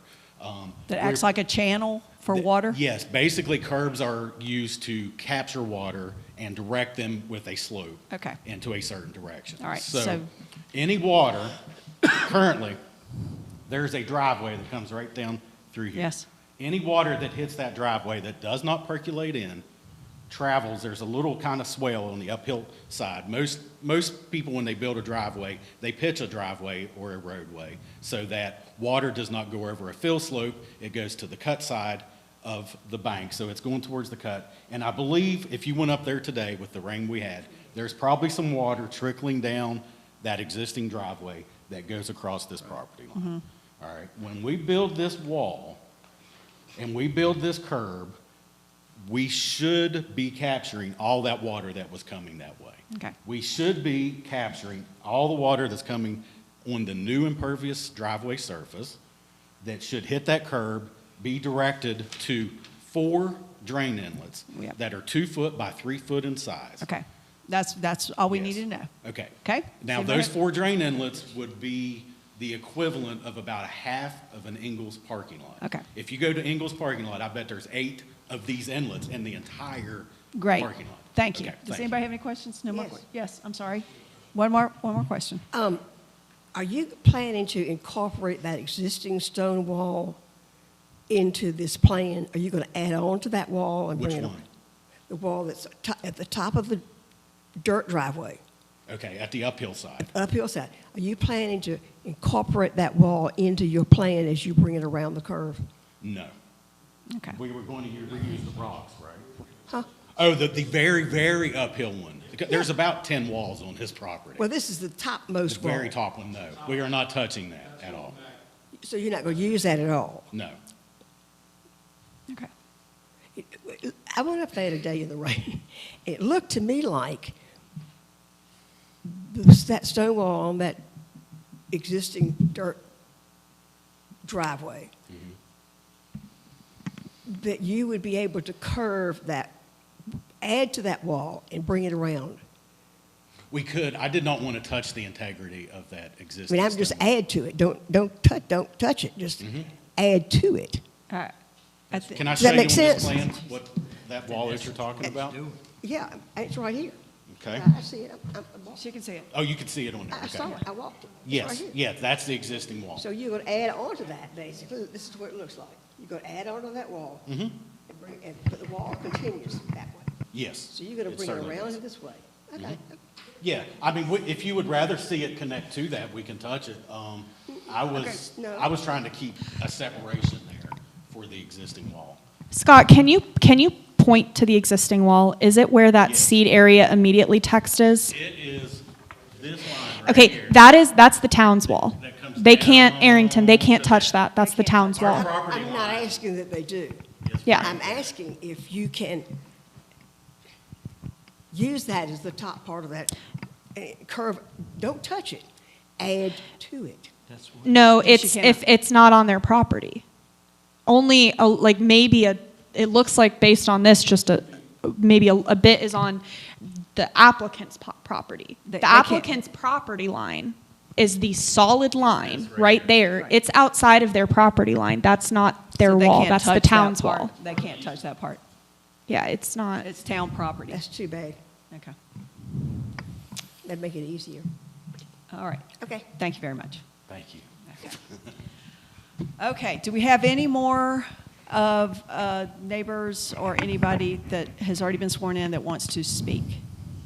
And the caveat that I'll give is, I don't know, Eleanor, if you're getting ready to close the public hearing or not, but when they do close the public hearing, the public will not be able to get up and give unsolicited comments. They can answer questions from the board, but they We cannot. can ask. Yes, but you guys can't get up and you won't have the same opportunity to speak.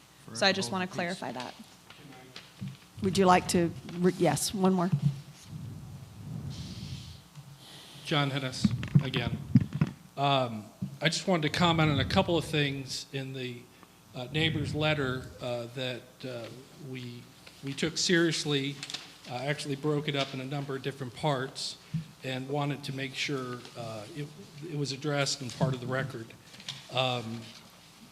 The amount of work we've done for the storm management, I think, is appropriate. I think it enhances the property. It certainly solves a current problem that is probably why they have as much water as they do. I don't know, but we don't have any water issues in our basement, and I've been in that house for 20 years. So the previous generations had addressed it and created curbs and things of that nature. But I think our original design and the two revisions also alleviate even more concerns in that we're directing the water away from their house. So I wanted to address that. The curb is a 6-inch curb. It's part of the wall. As Scott mentioned, it directs water. It pushes the water. That's why we have curb and gutter and streets. It's pushing the water around the property. And the idea is to push the water toward the inlets so that it's probably and properly managed.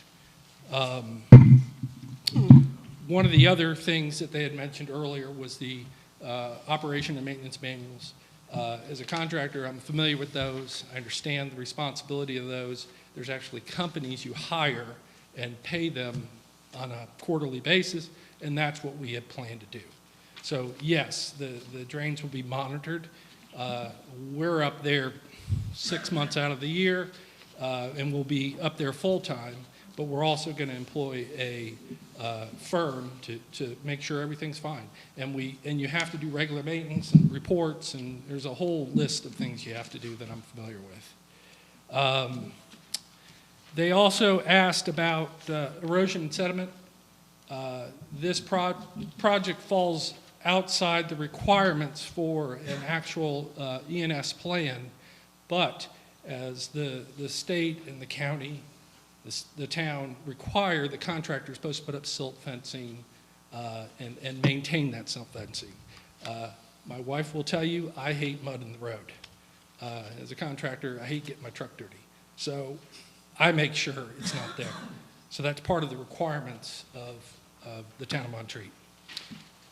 And the last thing they talked about in their letter was they were concerned about the stability of the proposed construction. And our geotech actually talks about that in his report and says the global stability, if installed per his recommendations, would meet the requirements. And that's all. Thank you very much. Any questions? Nope. Thank you. All right. Would the zoning administrator like to provide a closing statement? I just wanted to ask if y'all had any other questions that I could help answer from an administrative standpoint. Okay. The only thing that I ask is that as y'all go into your deliberation, that you have those findings of fact in front of you, use them as a guide, and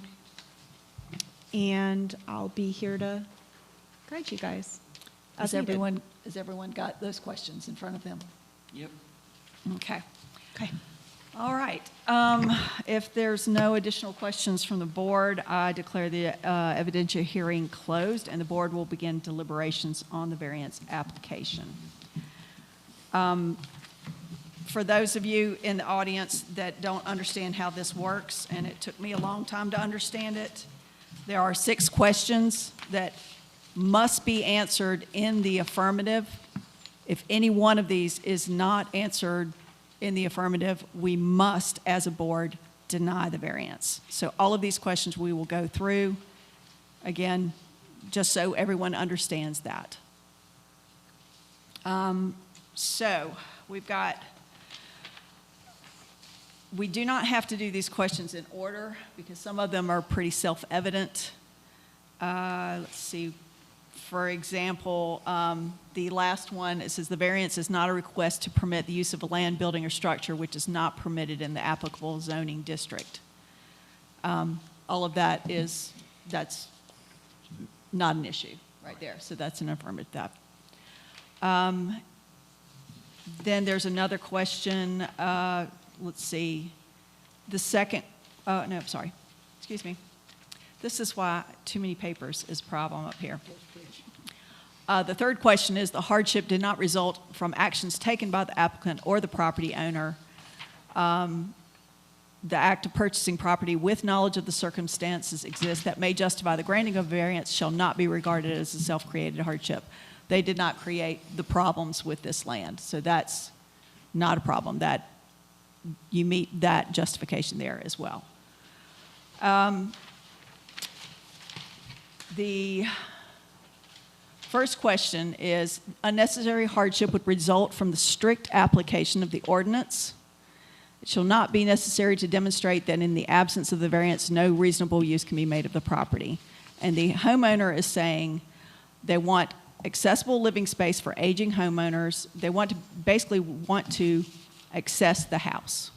Is that correct? I think does everybody understand that? Does anybody have any comment on that? Okay, then that has been answered in the affirmative. We believe that an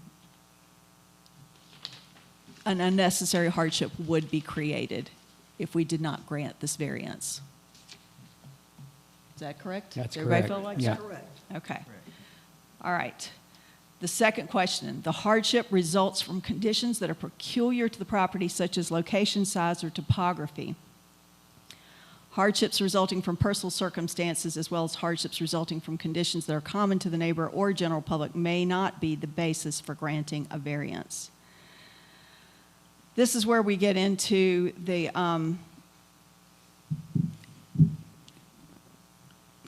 excuse me, sorry, lost my mind here.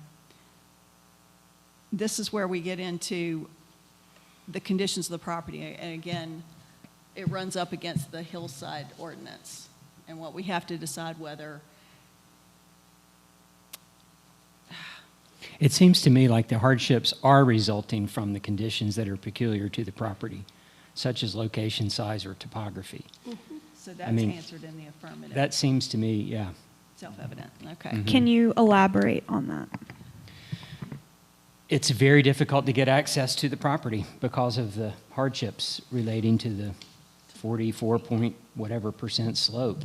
Well, there's no parking down below, and the only way to actually get some parking is to come in from the top. Yeah, there's no way to get it in from below. as Access to the property from a handicap point of view is impossible right now. That is true, And as they age, it's going to get worse. yes. Personal experience counts. Exactly. I guess, you know, I'm kind of. Can I jump to one that I do? Yes, I'm please. concerned Just- about. The variance, this is number E, it says the Yes. variance requested is the minimum variance that will make possible the requested use of the land, building, or structure. And then when I read the response is, the variance request is the minimum variance that will make it possible for the owner's use of land and home. Due to the nature of the property, the development options are very limited. And that didn't seem to me to be an answer. And It seemed to me just to be stating that it Right. was.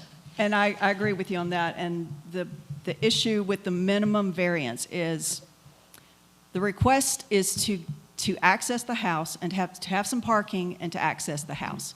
Those are the two things that you're going to retire and you want to be able to access the house. It does not say, I want a garage or storage. So if you, I mean, the minimum would be do a driveway, have parking for 2 cars. From what I understand, that is the minimum number of cars that this addition would require. And that would be the minimum. By not doing a garage, we have to go by what these questions say. And they're saying you must do the minimum. And the minimum is a driveway, parking for 2 cars, not a garage, not storage. By not doing a garage and storage, we're also making less of an impervious surface. I know it sounds terrible because I don't have a garage either, and I would love a garage. But that's not what you're asking for. You're asking for access and parking. Am I? That's what I'm, yeah, that's well said. That's what I'm understanding as well. As I read through this, I think, I'm not sure this is the minimum necessary variance.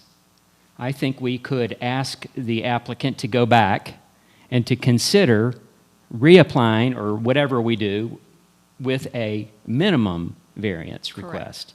Correct. Because one of my concerns is, again, permeability of land, and the more, even if we were getting water away, I think the hillside ordinance, as I understand it, is intended to not just get water away from a property, but it's also intended for that water to go into the ground as a part of what it means to manage stormwater. So we're moving water away from the land, but we're not solving the problem of water going into the land. That's correct. And I find that difficult to understand. And so to consider granting a variance of this size, I think I would need to know that it is the minimum, and I'm not persuaded. I don't think I could vote in favor of this variance at this point because I don't think the minimum has been presented to us. Do we have any other discussion on that?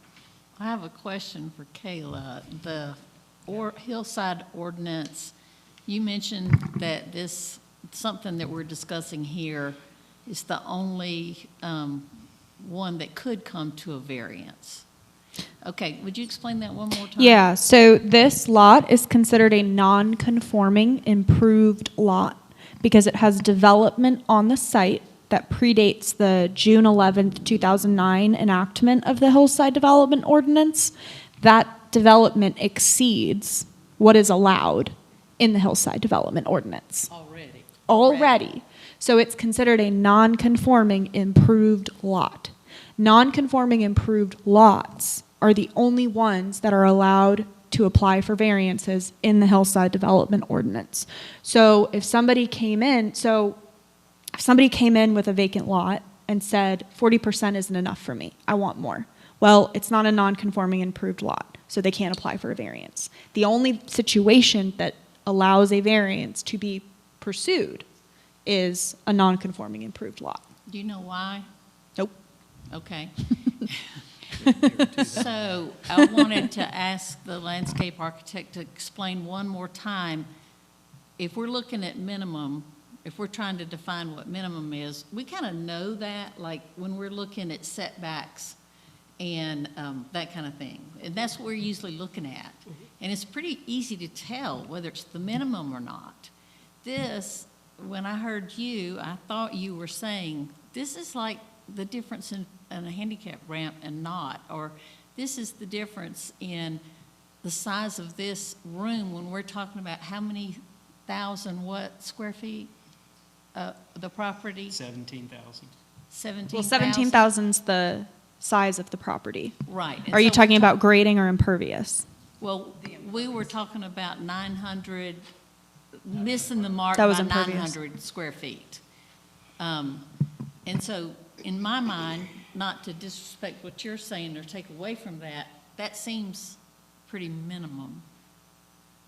I'm having a hard time thinking about, well, what is minimum? I would just add that the addition as well will increase the not just the garage. There are two things that would be built that would increase that. Right, right. So by tearing the house, by tearing the third house down, they're taking away from all of the impervious that's already there.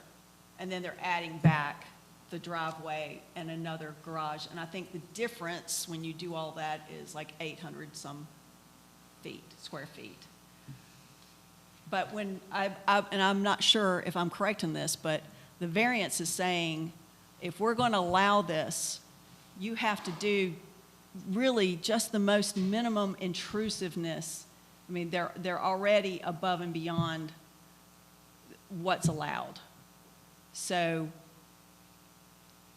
and again, I kind of have to go back to the garage. The garage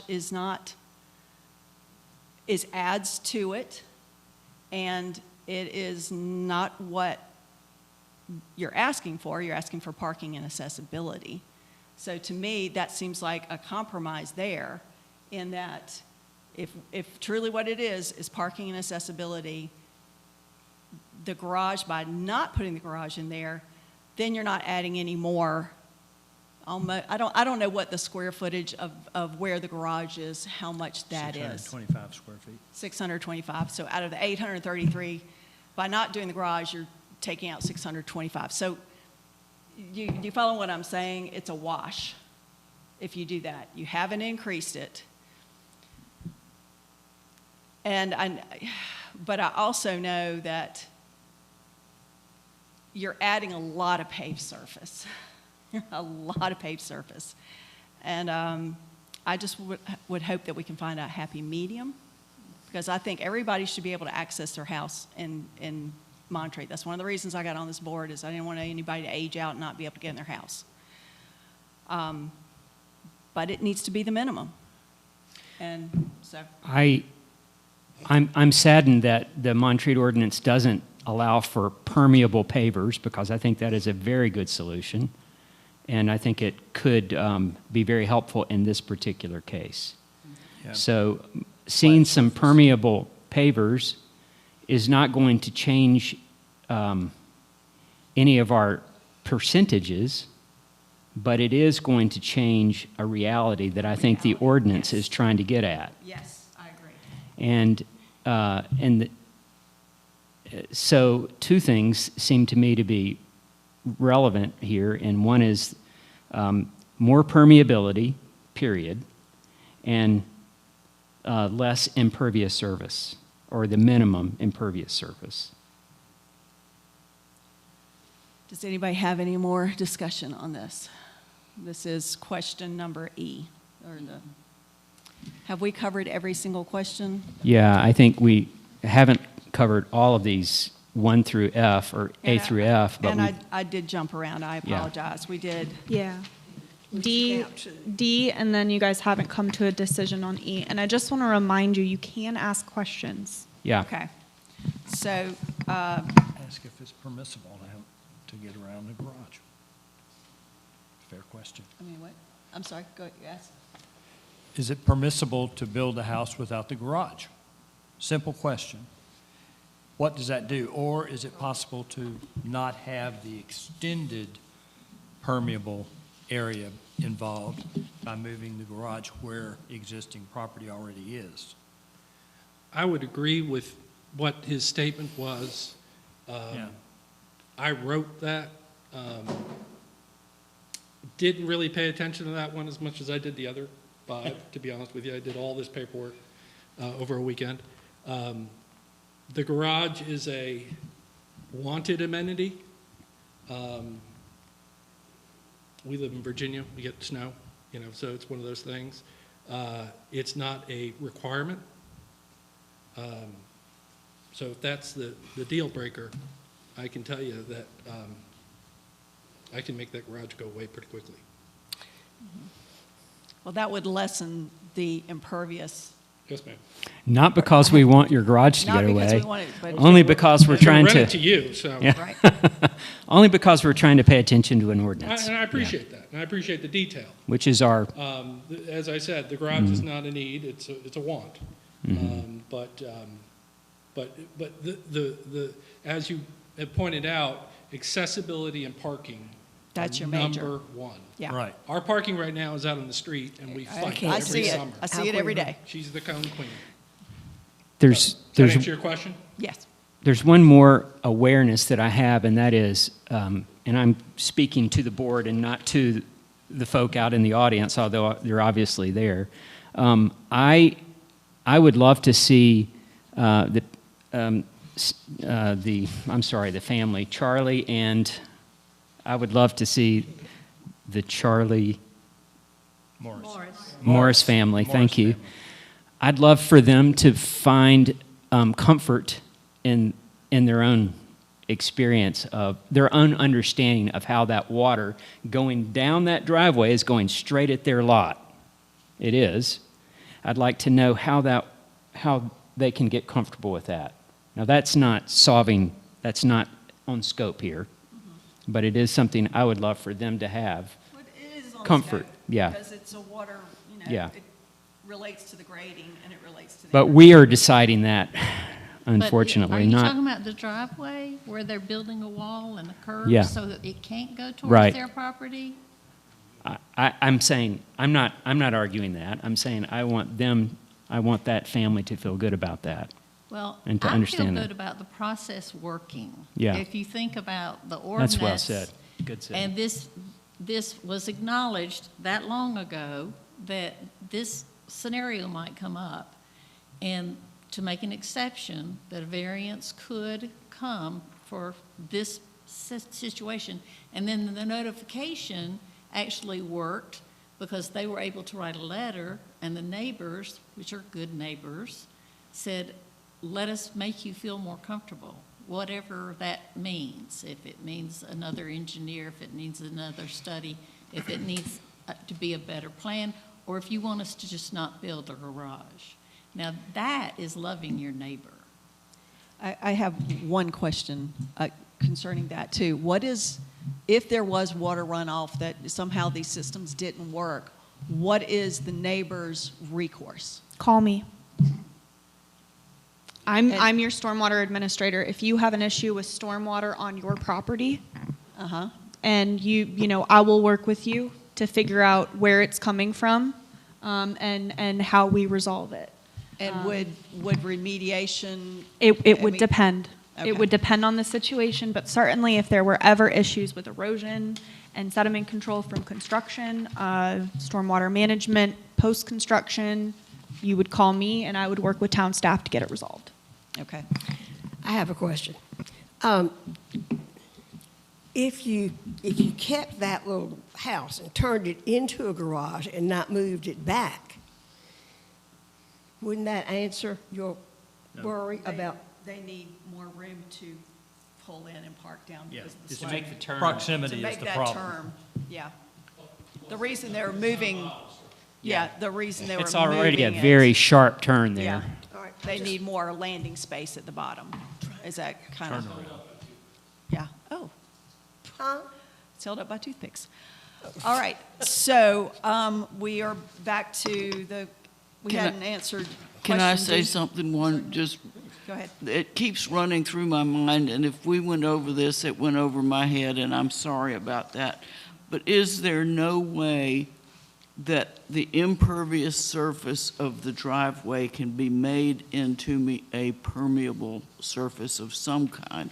I understand we don't have the pavers in Montreat, but, We can do pavers in Montreat. It just legally wouldn't count.